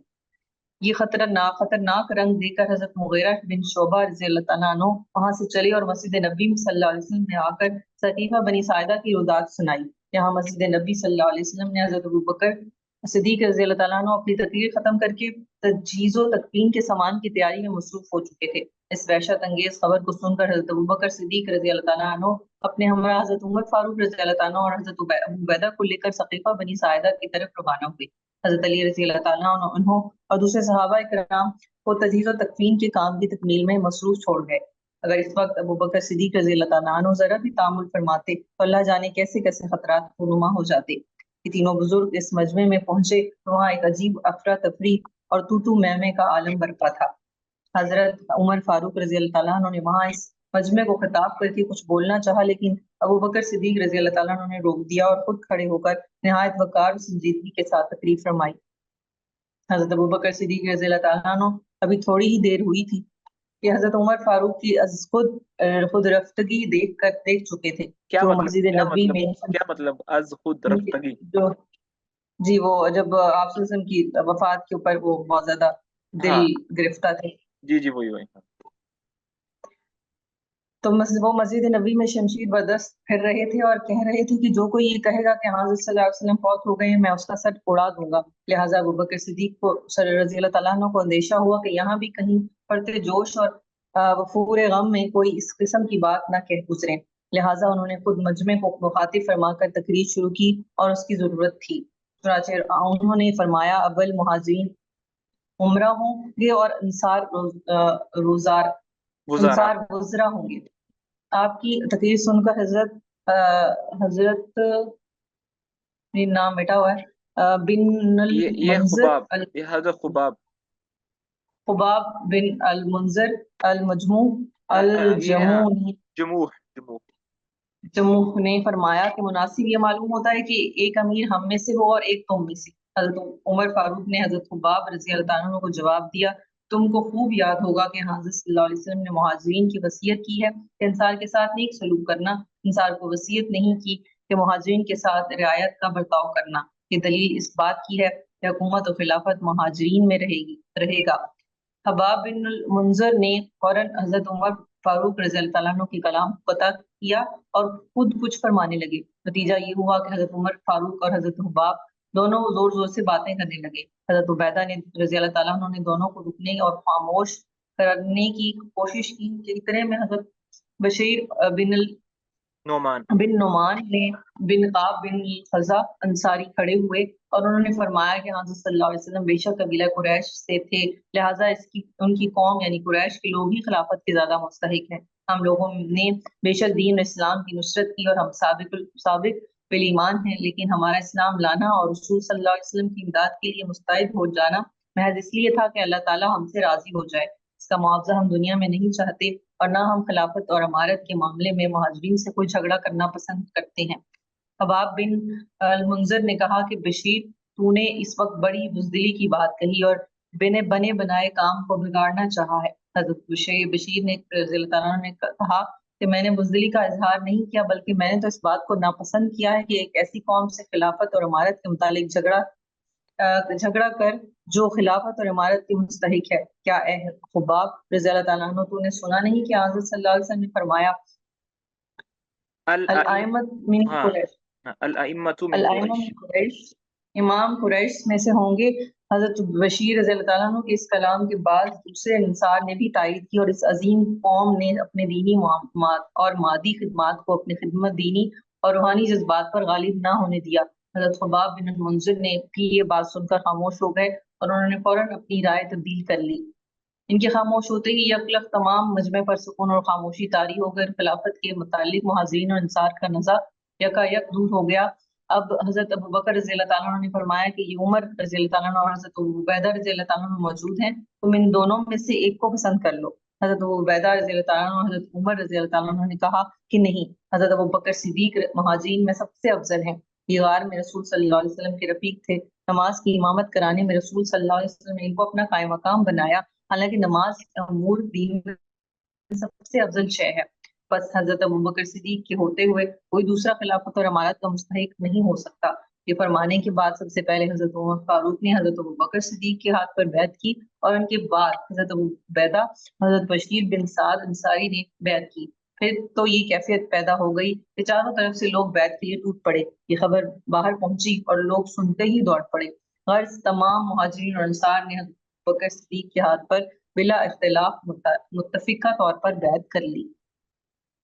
انصار میں صرف حضرت سعد بن عبادہ نہیں، اور مہاجرین میں سے ان لوگوں نے جو تجہیز و تکفین کے کام میں مصروف تھے اس وقت ثقیفہ بنو ساعدہ میں بیعت نہیں کی۔ حضرت سعد رضی اللہ تعالیٰ عنہ تھوڑی دیر کے بعد اسی روز حضرت ابو بکر صدیق رضی اللہ تعالیٰ عنہ کے ہاتھ پر بیعت کر لی۔ حضرت علی رضی اللہ تعالیٰ عنہ اور حضرت زبیر رضی اللہ تعالیٰ عنہ نے مہاجرین میں سے 40 روز تک محض اس شکایت کی بنا پر بیعت نہیں کی کہ ثقیفہ بنو ساعدہ کی بیعت میں ہمیں کیوں شریک مشورہ نہیں کیا گیا۔ حضرت علی رضی اللہ تعالیٰ عنہ ایک دن حضرت ابو بکر صدیق کے پاس آئے اور کہا کہ میں آپ کی فضیلت اور استحقاق کے خلافت کا منکر نہیں ہوں، لیکن شکایت یہ ہے کہ ہم رسول صلی اللہ علیہ وسلم کے قریبی رشتہ دار ہیں، آپ نے ثقیفہ بنو ساعدہ میں ہم سے مشورہ کیے بغیر کیوں لوگوں سے بیعت لی؟ آپ اگر ہم کو بھی وہاں بلوا لیتے تو ہم بھی سب سے پہلے آپ کے ہاتھ پر بیعت کرتے۔ حضرت ابو بکر صدیق رضی اللہ تعالیٰ عنہ نے فرمایا کہ رسول صلی اللہ علیہ وسلم کے رشتہ داروں کے ساتھ سلوک کرنا مجھ کو اپنے رشتہ دار کے ساتھ سلوک کرنے سے زیادہ عزیز اور محبوب ہے۔ میں نے ثقیفہ میں بیعت لینے کی غرض سے نہیں گیا تھا، بلکہ مہاجرین اور انصار کی نزاع کو رفع کرنے نہایت ضروری تھا۔ دونوں فریق لڑنے اور ماننے بننے پر تیار تھے۔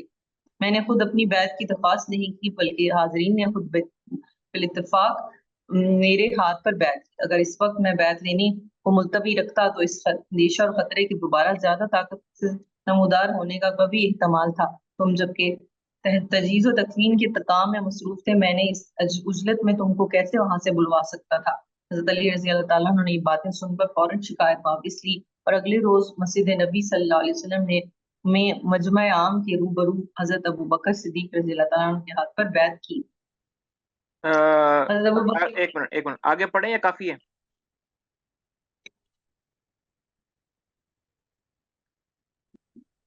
بھائی خاموشی بتا رہی کہ آگے پڑھنا چاہیے۔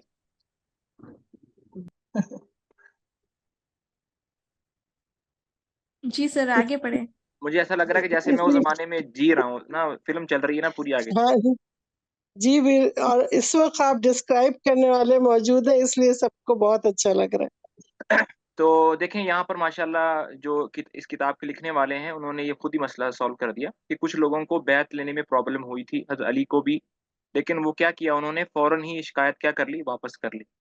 تو بعض حضرات یہ اگر بات کریں کہ حضرت علی نے بیعت نہیں کی تھی، ان کو یہ مسئلہ تھا وہ مسئلہ تھا، تو اب پورا سینیریو سمجھ میں آ گیا کہ بیعت کس طرح ہوئی تھی، علی رضی اللہ تعالیٰ کو کیا مسئلہ تھا، پھر وہ کیسے شکایت کی اور پھر وہ شکایت دور ہو گئی، مسئلہ ختم، پھر ہم کیوں اب دوبارہ سے اس کو کر رہے ہیں۔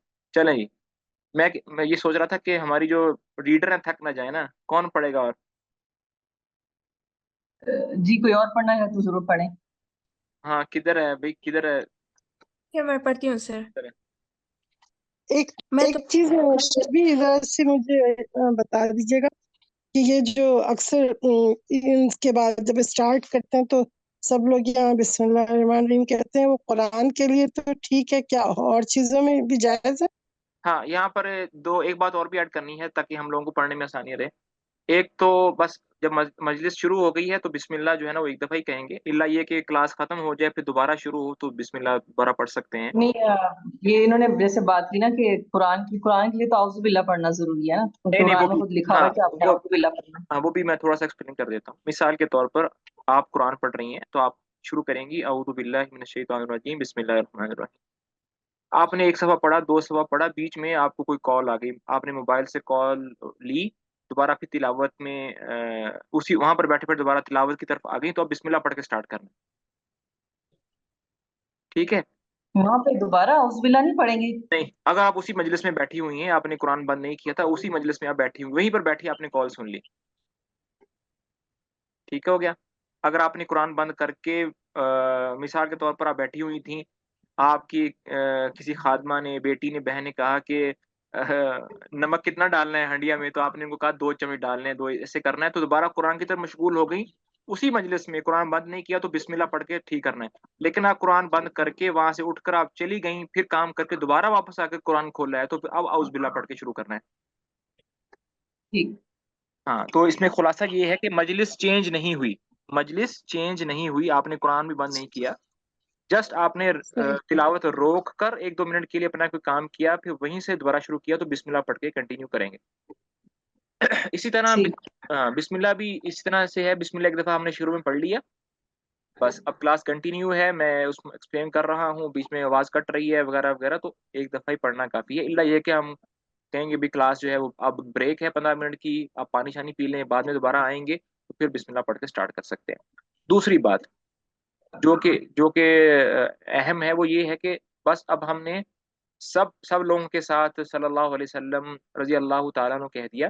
اب کہنا ضروری نہیں ہے، بس ایک مجلس میں ایک دفعہ کہنا واجب ہے، وہ ہم نے کر لیا. تو ابھی ہم کیا کریں گے، جب بھی کسی صحابی کا نام آئے گا تو ابو بکر کہہ کر بس آگے چلے جائیں. ٹھیک ہے، جی سر. چلیں. سر مجھے تھوڑا بیعت کو تھوڑا سمجھا ایلابریٹ کر دو سر. جی، آ، بیعت مطلب بیعت مطلب جی مطلب کیا سر؟ اور بیعت کیا ہوتی ہے؟ آج ہاں بیعت کیا ہوتی ہے؟ ہاں، یہ پہلی بات تو یہ ہے کہ آج کی جو بیعت ہے پیری مریدی والی، وہ والی اور وہ ابو بکر کی بیعت، ان دونوں میں زمین آسمان کا فرق ہے. جی. بیعت یہ ہوتی ہے کہ وعدہ کرنا، پرومس کرنا کہ میں آپ کو فالو کروں گا، آپ کی کبھی بھی نافرمانی نہیں کروں گا، آپ کا ساتھ دوں گا، خوشی میں، غمی میں، تنگی میں، آسانی میں، ہر حال میں آپ کو فالو کروں گا، آپ کے حکم کی تعمیل بجا لاؤں گا. جی. یہ بیعت ہوتی ہے. لیکن یہ قرآن پاک میں جہاں بھی بیعت کا ذکر آیا ہے وہ امیر المومنین، مسلمانوں کا جو بڑا ولی ہوتا ہے، ولی سے مراد جو اس کا کیئر ٹیکر ہوتا ہے، جی. یہ وہ ہے. یہ ختم ہو چکا ہے، اب کوئی بھی نہیں ہے، الا یہ کہ کوئی کنگڈم ہے جیسے سعودی عربیہ ہے اور بحرین ہے، تو وہاں کے جو بڑے لوگ ہوتے ہیں وہ ابھی بھی بیعت ہی لیتے ہیں کہ ہم بیعت کرتے ہیں، ہم پرومس کرتے ہیں، وعدہ کرتے ہیں کہ ہم وقت کے جو بادشاہ ہیں ان کے ساتھ ہم سنسیئر رہیں گے. اوکے. ان شارٹ بیعت مطلب پرومس. پرومس ہوتا ہے، کمٹمنٹ ہوتی ہے، کمٹمنٹ کہہ لیں. کمٹمنٹ. اوکے. ہاں ابھی وہ آج کل وہ پیر مریدوں کا ہوتا ہے سر، وہ تو بالکل بلا وجہ ہے نا سر، اس کا کچھ ہاں، اس میں وہ نہیں، اسلام میں اس کا اس کا دینا نہیں ہے. نہیں، وہ اس کی شرعی حیثیت کوئی نہیں ہے، مطلب اس کو جائز ناجائز نہیں کہہ سکتے، وہ ایک کمٹمنٹ ہے کہ بھائی میں آپ جیسا آپ کہیں گے میں ویسا کروں گا. وہ ایک کمٹمنٹ، ایسے کمٹمنٹ ہوتی ہے. اوکے. یہ بیعت جو لینا ہوتا ہے یہ مسلم حکمران جو ہے انہی کے لیے یہ ورڈ یوز ہوگا نا. جی جی یہ جی، باہر جو باہر ملکوں میں جو اوتھ لیتے ہیں پاسپورٹ دینے کے، وہ ڈفرینٹ چیز ہے. وہ ڈفرنٹ چیز ہے. بیعت کا مطلب ہوتا ہے کمٹمنٹ کرنا. وہ بھی اوکے. کمٹ کرتے ہیں کہ اگر کوئی مسلم ہمارے اوپر اٹیک کرے گا تو ہم اس کے خلاف لڑیں گے. ہاں وہاں ہاں جتنے بھی لوگ جاتے ہیں تو ان کو پاسپورٹ دیتے ہیں، اسی شرط پہ دیتے ہیں کہ وہ ان سے بیعت، یعنی ان کی بیعت کہیں گے، اوتھ لیتے ہیں ان سے، کہتے جی ہیں جی. اوتھ لو تم کہ جب بھی ہاں تمہارے ہاں. پر کوئی بھی دوسرا دشمن کرے گا اٹیک تو ہم امریکہ، آسٹریلیا، کینیڈا اسی وقت پاسپورٹ آپ کو دیں گے. اس ہاں، تو وقت ہاں. اس زمانے میں کیا ہوتا تھا کہ خلیفہ جو ہے، چونکہ اس وقت تو اتنا سیکیورٹی پرابلم نہیں ہوتا، تو جو خلیفہ ہوتا تھا وہ سب سے باری باری بیعت لیتے تھے، آ کر ہاتھ سے ہاتھ ملا کر وہ کہتا تھا کہ میں بیعت کرتا ہوں کہ میں آپ کے ساتھ ہوں. پھر اگلا بندہ، تو گھنٹوں گھنٹوں بیعت ہوتی تھی. جو دور ہوتے تھے ان سے وہ نیابتاً بیعت لیتے تھے، مطلب اپنا خلیفہ اپنا بندہ بھیجتا تھا کہ تم جاؤ اور وہاں جا کر میری بیعت لے کر آؤ، تو وہ جاتا تھا کہ میں خلیفہ ابو بکر کی طرف سے آیا ہوں، تو وہ ایسے نائب بھیجتے تھے اپنے. ٹھیک ہو گیا. آج کے زمانے میں کیا ہوتا ہے، آج کے زمانے میں بیعت کیسے لیتے ہیں؟ سیکورٹی کی. سوشل میڈیا کے زمانہ ہے نا، تو سوشل میڈیا پر بیعت لے لیتے ہیں. ہر بندہ اپنے ٹویٹر اکاؤنٹ پر یہ لکھ دیتا ہے کہ میں بیعت کرتا ہوں کہ ملک سلمان جو ہے نا وہ ہمارے بادشاہ ہیں، میں ان کے ساتھ ہوں. چلیں. آج کل بھی ہوتے ہیں سعودی عرب میں یہ؟ جی ہوتی ہے اور ہر سال اس کو رینیو کرنا ہوتا ہے. اچھا لیکن ہوتا کیا ہے کہ سیکیورٹی پرابلم ہوتے ہیں، تو جو بادشاہ ہوتا ہے وہ اپنے قریبی جو وزراء ہوتے ہیں، جو گورنرز ہوتے ہیں، ان سے وہ اپنی مجلس میں لے لیتے ہیں۔ باقی جتنی بھی پبلک ہوتی ہے، اگر کوئی دکاندار ہے تو اپنی دکان پر اپنی بلڈنگ پر ایک بینر لکھوا کے لا دیتے ہیں کہ ہم ملک سلمان کے ساتھ ہیں۔ ٹویٹر والے ٹویٹر پر اس طرح جو ہے نا وہ لکھ کے لگا دیتے ہیں۔ اسکول والے اسکول پر آپ کو اکثر بینر لگا ہوگا، نحن مع ملک سلمان وغیرہ وغیرہ، تو وہ اس طرح اظہار کر دیتے ہیں۔ تو یہ جائز ہے نا؟ ہاں، یہ اس میں پرابلم اور ہے، لیکن اگر ایک آپ کے ملک کا بادشاہ بن گیا ہے، وہ جیسا بھی ہے، بصیرت جی مسلمان اس کو فالو کرنا یہ میرے دینی طور پر واجب ہے۔ جی، یہ واجب ہے، لیکن یہ جو باہر کی کنٹریز میں جا کے مسلم لیتے ہیں، ان کے ڈیفینڈ کرنے کی بیعت اور پاسپورٹ لیتے ہیں، دیٹ از اوکے، وہ کیا وہ تو جائز ہے؟ وہ تو اور ہے کوئی، وہ بھی ہے، وہ تو ہم اور مسئلہ کر رہے ہیں نا، ابھی ہم صرف خلافت کی بات کر رہے ہیں۔ اچھا چلیں ٹھیک ہے۔ چلیں جی، ابوبکر کا خطبہ تو بیعت سے واپس ہو کر سب سے پہلے انہوں نے کیا کام کیا؟ چلیں جی۔ جی، میں تمہارا سردار بنایا گیا ہوں، حالانکہ میں تم سے بہتر کہانی نہیں ہوں، اوپر سے پڑھے بس نا، حضرت ابوبکر کا خطبہ بیعت ثقیفہ سے واپس آ کر۔ اوکے۔ حضرت ابوبکر کا خطبہ بیعت ثقیفہ سے واپس آ کر اگلے روز تجہیز و تکفین نبی سے فارغ ہو کر تکفین نبی صلی اللہ علیہ وسلم سے فارغ ہو کر مسجد نبوی میں حضرت ابوبکر صدیق نے منبر پر بیٹھ کر بیعت عملی بعد ازاں کھڑے ہو کر خطبہ ارشاد فرمایا اور حمد و نعت کے بعد لوگوں سے مخاطب ہو کر کہا کہ میں تمہارا سردار بنایا گیا ہوں، حالانکہ میں تم سے بہتر نہیں ہوں، بس اگر میں نیک کام کروں تو تمہارا فرض ہے کہ میری مدد کرو، اور اگر میں کوئی غلط راہ اختیار کروں تو فرض ہے کہ تم مجھ کو سیدھے راستے پر قائم کرو۔ رائسی رائسی رائسی اور راستی اور راست راست۔ ہاں راستی اور راست گفتاری امانت ہے، اور دروغ گوئی خیانت۔ ہاں، کیا مطلب؟ تم سچ میں بولنا، ہاں سچ، راستی اور راست کہتے ہیں سچ بولنا، سچ بولنا گفتاری امانت ہے، اور دروغ کہتے ہیں جھوٹ، اور جھوٹ خیانت ہے۔ کوئی خیانت۔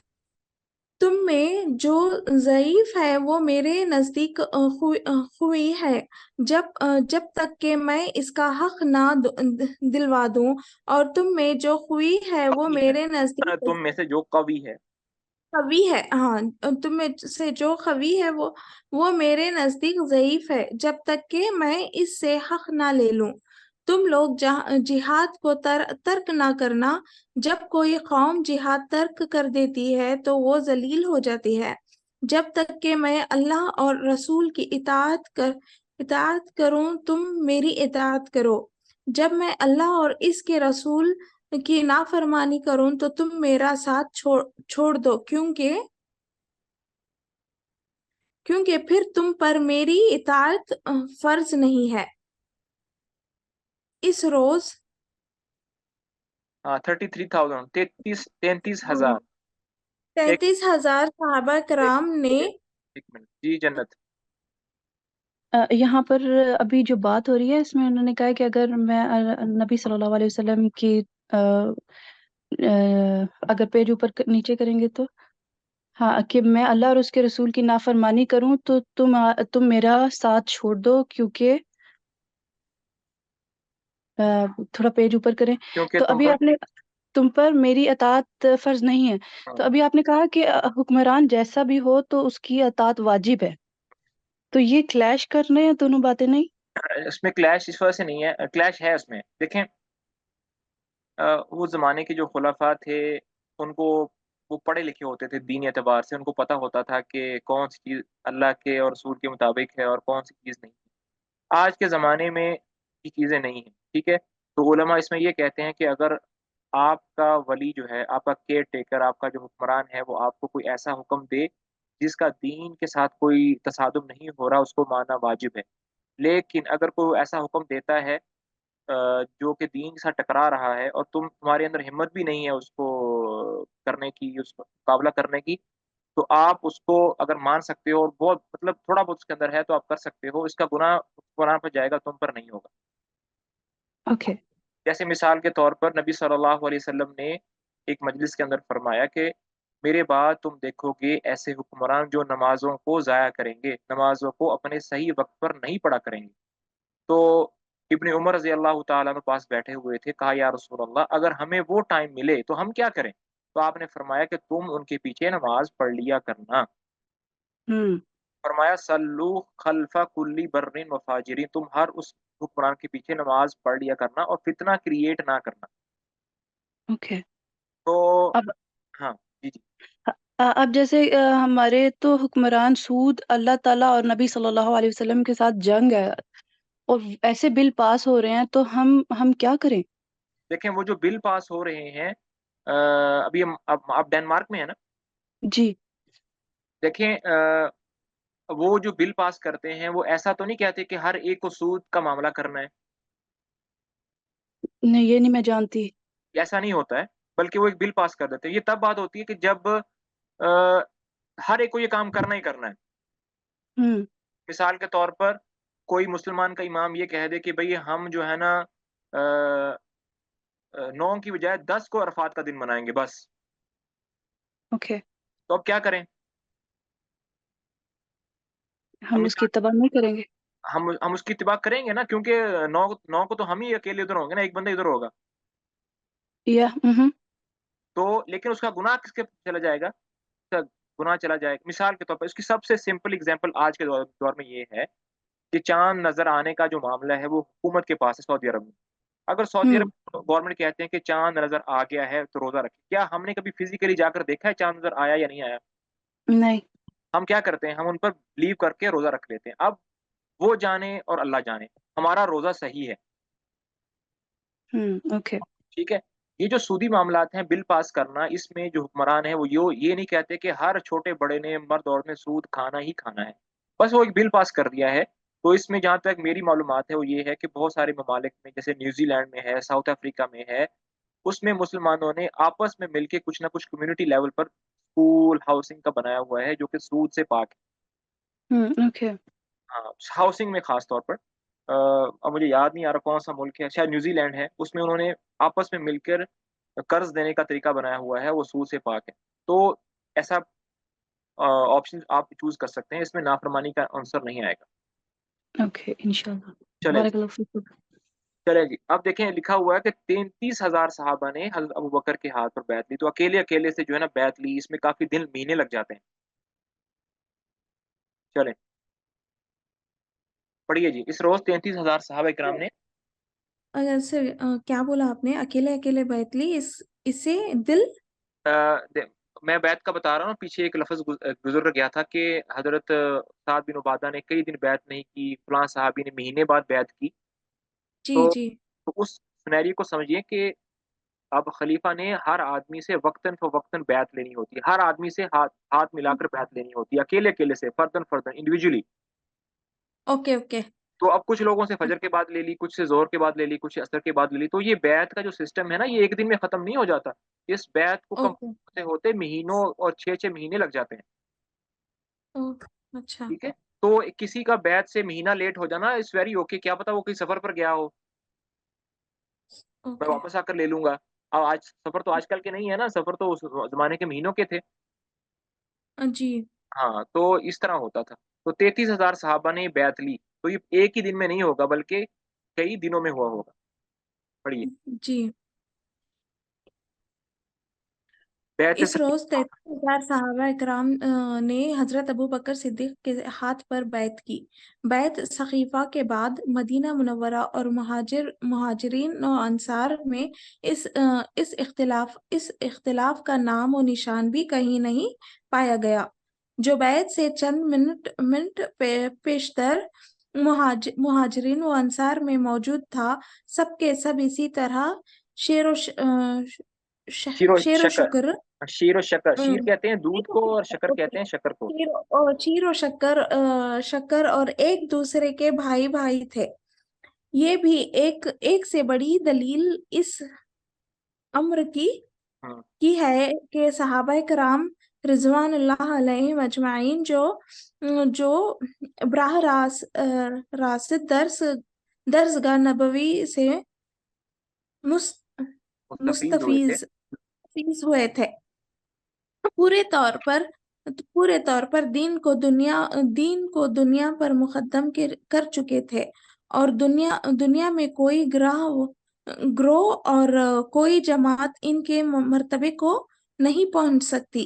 جب اس بات پر غور کیا جاتا ہے کہ صحابہ کرام میں سے 33,000 صحابہ نے ایک دن میں یہ لفظ ہے بطیب خاطر، مطلب willingly، جی یہ لفظ ہے بطیب خاطر، اوکے، اور مطلب اس کا willingly۔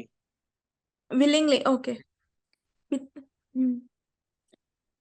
ٹھیک ہے، آگے چلیں۔ حضرت ابوبکر، صحابہ نے ایک دن میں بطیب خاطر حضرت ابوبکر صدیق کے ہاتھ پر بیعت کی، اور پھر تمام ملک عرب اور سارے مسلمان نے آپ کو خلیفہ رسول تسلیم کیا، تو خلافت صدیقی سے بڑھ کر کوئی دوسرا اجماع امت نظر نہیں آتا۔ چلیں آگے میں پڑھوں، میں نے پڑھا ہی اوکے، نہیں آج۔ اچھا جی، تو سب سے پہلا کام حضرت اسامہ کی روانگی۔ حضرت اسامہ جو ہیں وہ 17-18 سال کے، 20 سال کے ٹین ایج ہیں۔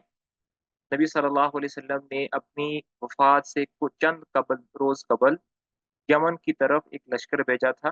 اس لشکر کی جو سرپرستی تھی، اس کے جو امیر تھے، وہ حضرت اسامہ کو بنایا تھا، لیکن یہ ابھی لشکر نکلا نہیں تھا مدینے سے، نبی صلی اللہ علیہ وسلم کا انتقال ہو چکا، تو یہ لشکر جو ہے نا مدینہ میں ہی ٹھہر گیا نہیں، تو اب اس کی روانی کا وقت آنے والا ہے۔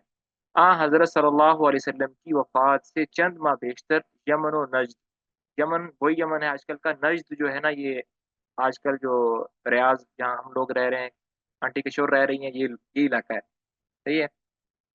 یمن و نجد جی کے علاقوں میں کیا لفظ ہے، اسد لکھنا چاہیے تھا، پتہ نہیں کیا لکھا، اسد اور مسیلمہ، یہ وہ لوگ ہیں جنہوں نے نبوت کے جھوٹے دعوے کیے تھے، ٹھیک ہے۔ اسید اسد لفظ ہے صحیح، پتہ نہیں اب کیا لکھا، مسیلمہ کے فتنے نمودار ہو چکے تھے، ان ملکوں کے واقف بھی نہ ہونے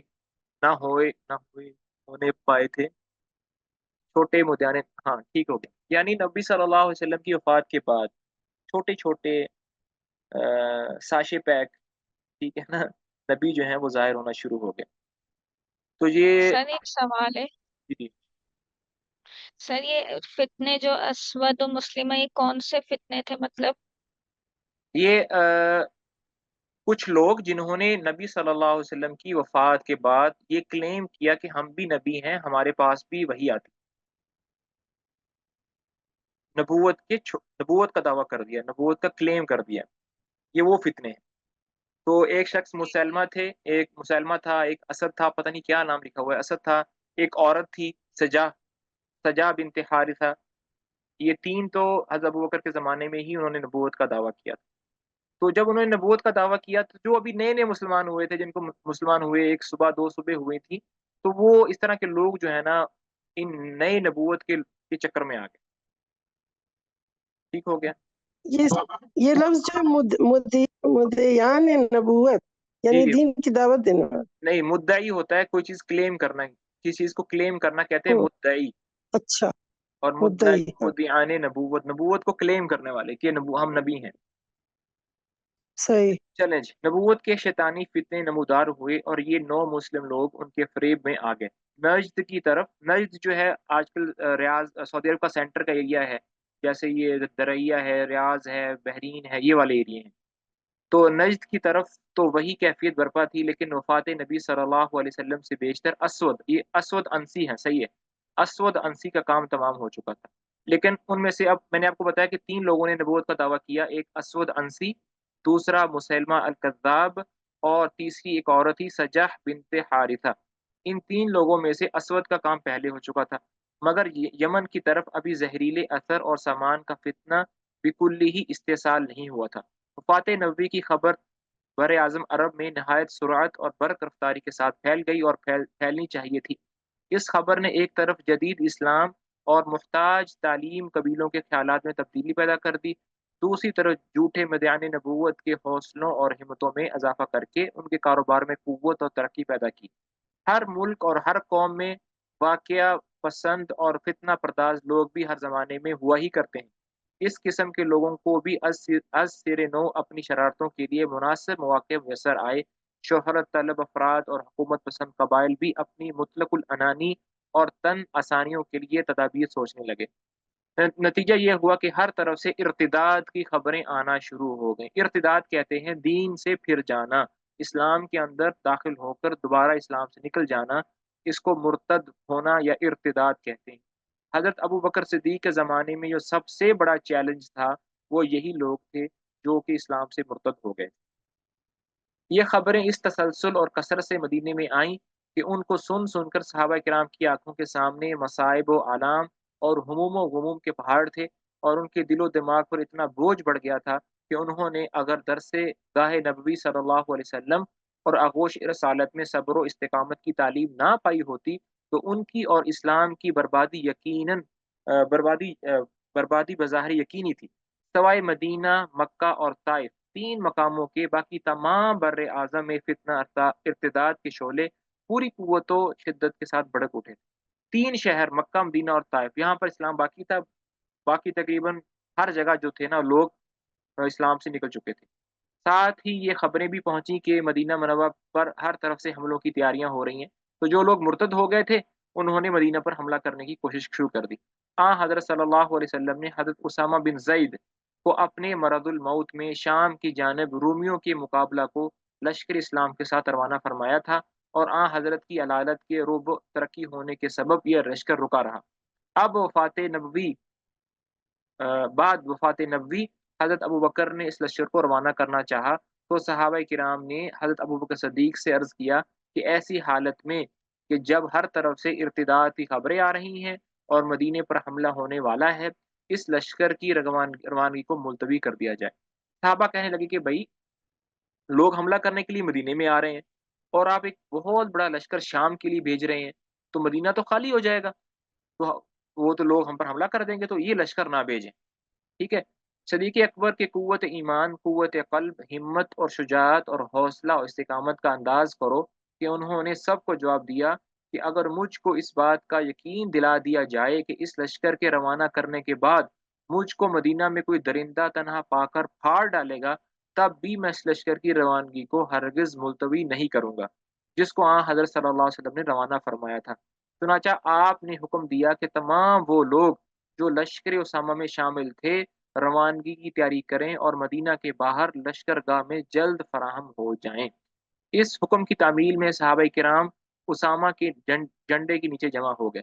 हज़रत उसामा के बाप ज़ैद बिन हारिस चूँकि हज़रत सल्लल्लाहु अलैहि वसल्लम के गुलाम थे, इसलिए बाज़ लोगों के दिलों में उनकी सरदारी से इंकिबाज़ था। अब लोगों को प्रॉब्लम ये हो गया कि ये जो उसामा हैं, इनके बाप ज़ैद वो तो एक गुलाम थे, हबशी थे। कैसे हम बड़े-बड़े लोग जो हैं, वो एक ऐसे आदमी के नीचे लड़ेंगे जो कि गुलाम है। दूसरी प्रॉब्लम ये थी कि हज़रत उसामा की जो उम्र थी कितनी थी सिर्फ़? भई कितनी उम्र थी? 17 साल। सत 17 साल थी और 17 साल की उम्र 17-18 17 साल की उम्र में एक बच्चा जो है ना वो लड़ने जा रहा है। हमारे बच्चे माशाल्लाह पबजी खेल रहे हैं। तो ये भी प्रॉब्लम था।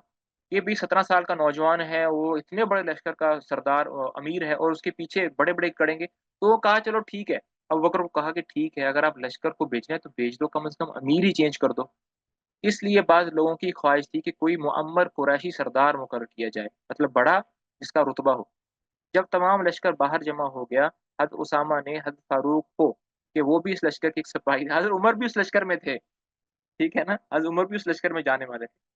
तो हज़रत सिद्दीक़ अकबर तो उसामा आए हज़रत सिद्दीक़ अकबर के पास और ये कहा कि बड़े-बड़े आदमी सब मेरे साथ हैं, आप इनको वापस बुला लें और अपने पास रखें, क्योंकि मुझको अंदेशा है कि मुशरिकीन ये हमला करके आपको और मुसलमानों को अज़ियत ना पहुँचाएँ।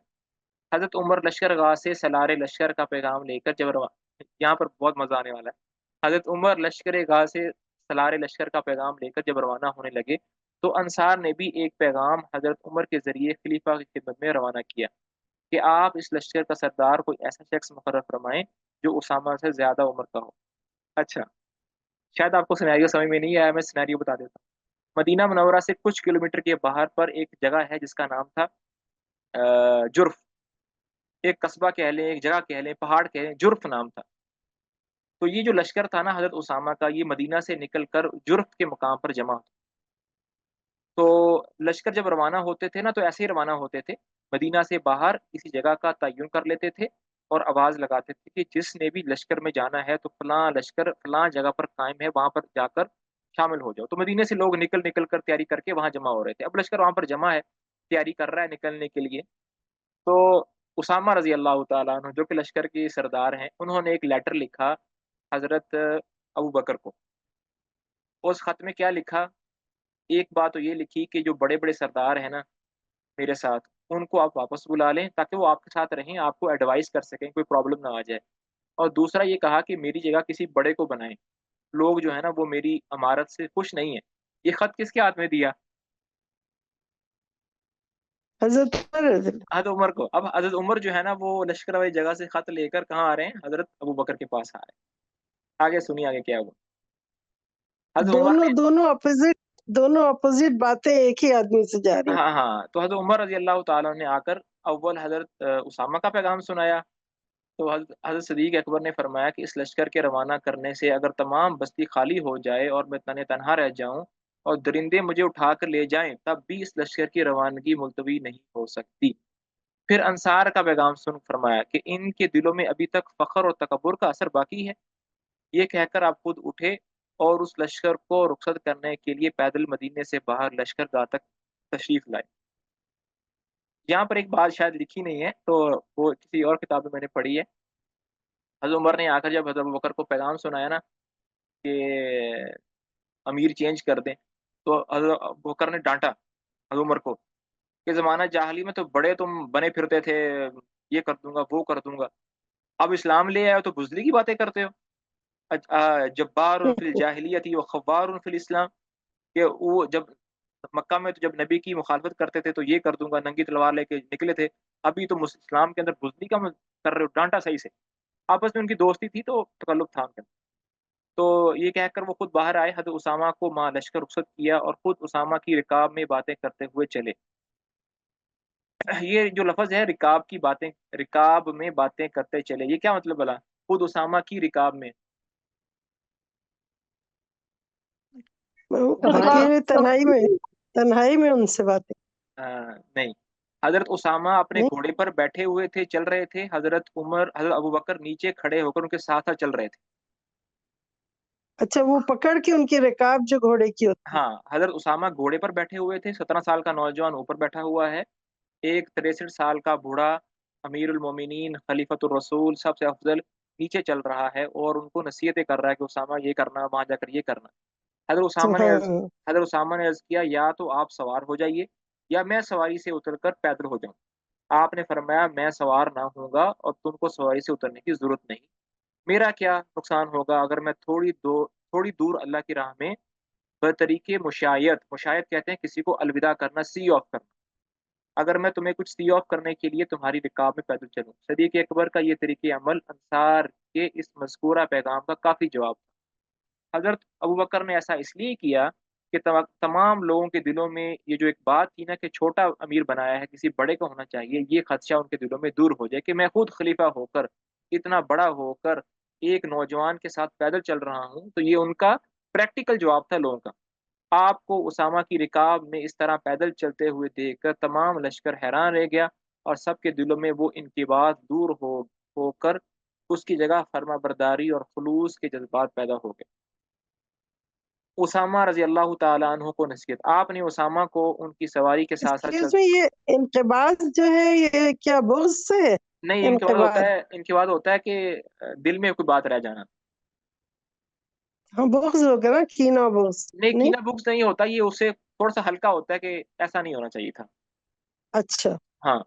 ठीक, अफसोस कह सकते हैं ना इसको, एक अफसोस था दिल में जो है। अफ़सोस कह रहे हैं, मतलब दिल थोड़ा तंग हो जाना। बुग़्ज़ जो होता है ना हाँ। वो तो सहाबा में आपस में नहीं है ना। हाँ, दिल में तंगी महसूस। हाँ, तंगी करना, अगर इससे अच्छा हो जाए तो ज़्यादा अच्छा है। ठीक है? अच्छा। آپ نے اسامہ رضی اللہ عنہ کو ان کی سواری کے ساتھ ساتھ پیدل چلتے ہوئے 10 باتوں کی نصیحت اور وصیت کی. آپ نے فرمایا خیانت نہ کرنا، جھوٹ نہ بولنا، بدعہدی نہ کرنا، بچوں، بوڑھوں اور عورتوں کو قتل نہ کرنا، کسی ثمردار درخت کو نہ کاٹنا اور نہ ہی جلانا، کھانے کی ضرورت کے سوا اونٹ، بکری اور گائے وغیرہ کو ذبح نہ کرنا. جب کسی قوم پر گزرو تو اس کو نرمی سے اسلام کی طرف بلاؤ، جب کسی سے ملو اس کے حفظ مراتب کا خیال رکھو، جب کھانا تمہارے سامنے آئے تو اللہ کا نام لے کر کھانا شروع کرو. یہودیوں اور عیسائیوں کے ان لوگوں سے جنہوں نے دنیاوی تعلقات سے الگ ہو کر اپنی عبادت خانوں میں رہنا اختیار کر لیا ہے، جس کو ہم رہب بولتے ہیں، کوئی تعرض نہ کرنا، ان کو نہ چھیڑ چھاڑ کرنا. ان تمام کاموں میں جن کے کرنے کا اللہ کے نبی نے حکم دیا، نہ کمی کرنا نہ زیادتی. اللہ کے نام پر اللہ کی راہ میں کفار سے لڑو. حضرت صدیق اکبر اسامہ کو یہ نصیحتیں کر کے مقام جرف، یہ جرف ہے ٹھیک ہے نا، حرف نہیں ہے، کتاب کے اندر بہت مسٹیکس ہیں، جرف، مقام جرف سے واپس لوٹے. واپس ہوتے وقت آپ نے اسامہ سے کہا اگر تم اللہ اکبر اللہ اکبر اللہ اکبر، یہ ہوتی ہے بات. ہوئے ہوئے لشکر کو روانہ کر دیا، نصیحتیں کر دیں، لشکر چل پڑا ہے. واپس ابو بکر نصیحتیں کر کے واپس آ رہے ہیں. پھر کیا کر رہے ہیں؟ واپس ہوتے وقت آپ نے اسامہ سے کہا اگر تم اجازت دو تو عمر میری مدد اور مشورے کے لیے میرے پاس رہ جائیں. اللہ اکبر. سبحان اللہ. مطلب واہ. سیناریو سمجھ میں آ رہا ہے نا کہ سب کچھ کر دیا، ریکویسٹ کر رہے ہیں ابو بکر. اسامہ 17 سال کے نوجوان سے جو کہ لشکر کا امیر ہے، سکھایا جا رہا ہے کہ امیر کی بات ماننا فرض ہے، واجب ہے. وقت کا خلیفہ بھی ایک چھوٹے لشکر کی خلیفے کی بات کو کیسے لے رہا ہے کہ عمر تم جاؤ گے. عمر کو ڈانٹ بھی دیا کہ تم جانا ہے تم نے، لیکن سب کام کر کے پھر کیا کہا اگر تم اجازت دو تو عمر میری مدد اور مشورے کے لیے میرے پاس رہ جائیں. حضرت اسامہ نے فوراً حضرت عمر کو مدینے میں رہنے کی اجازت دے دی اور وہ اس لشکر سے جدا ہو کر ابو بکر کے ساتھ مدینہ تشریف لے آئے. اس جگہ غور کرنے کے قابل بات یہ ہے کہ خلیفہ وقت اپنے حکم سے حضرت عمر کو روک سکتے تھے، مگر انہوں نے حضرت اسامہ سے باقاعدہ اجازت حاصل کرنا سمجھی. یہ بھی اس لشکر کے لیے ایک نہایت ضروری اور ایک اہم نصیحت تھی جو خلیفہ وقت نے اپنے نمونے کے ذریعے کی. میرے خیال میں اتنا کافی ہے، ورنہ پھر وہ جی انٹرسٹنگ. بہت بہت ہی اچھا. ریکارڈنگ جزاک اللہ بہت خیر. اچھا. بہت اس کی اچھا ریکارڈنگ آپ نے ایکسپلین کیا. یہ ریکارڈنگ مل جائے گی، ریکارڈنگ کو اسٹاپ کرنے سے پہلے.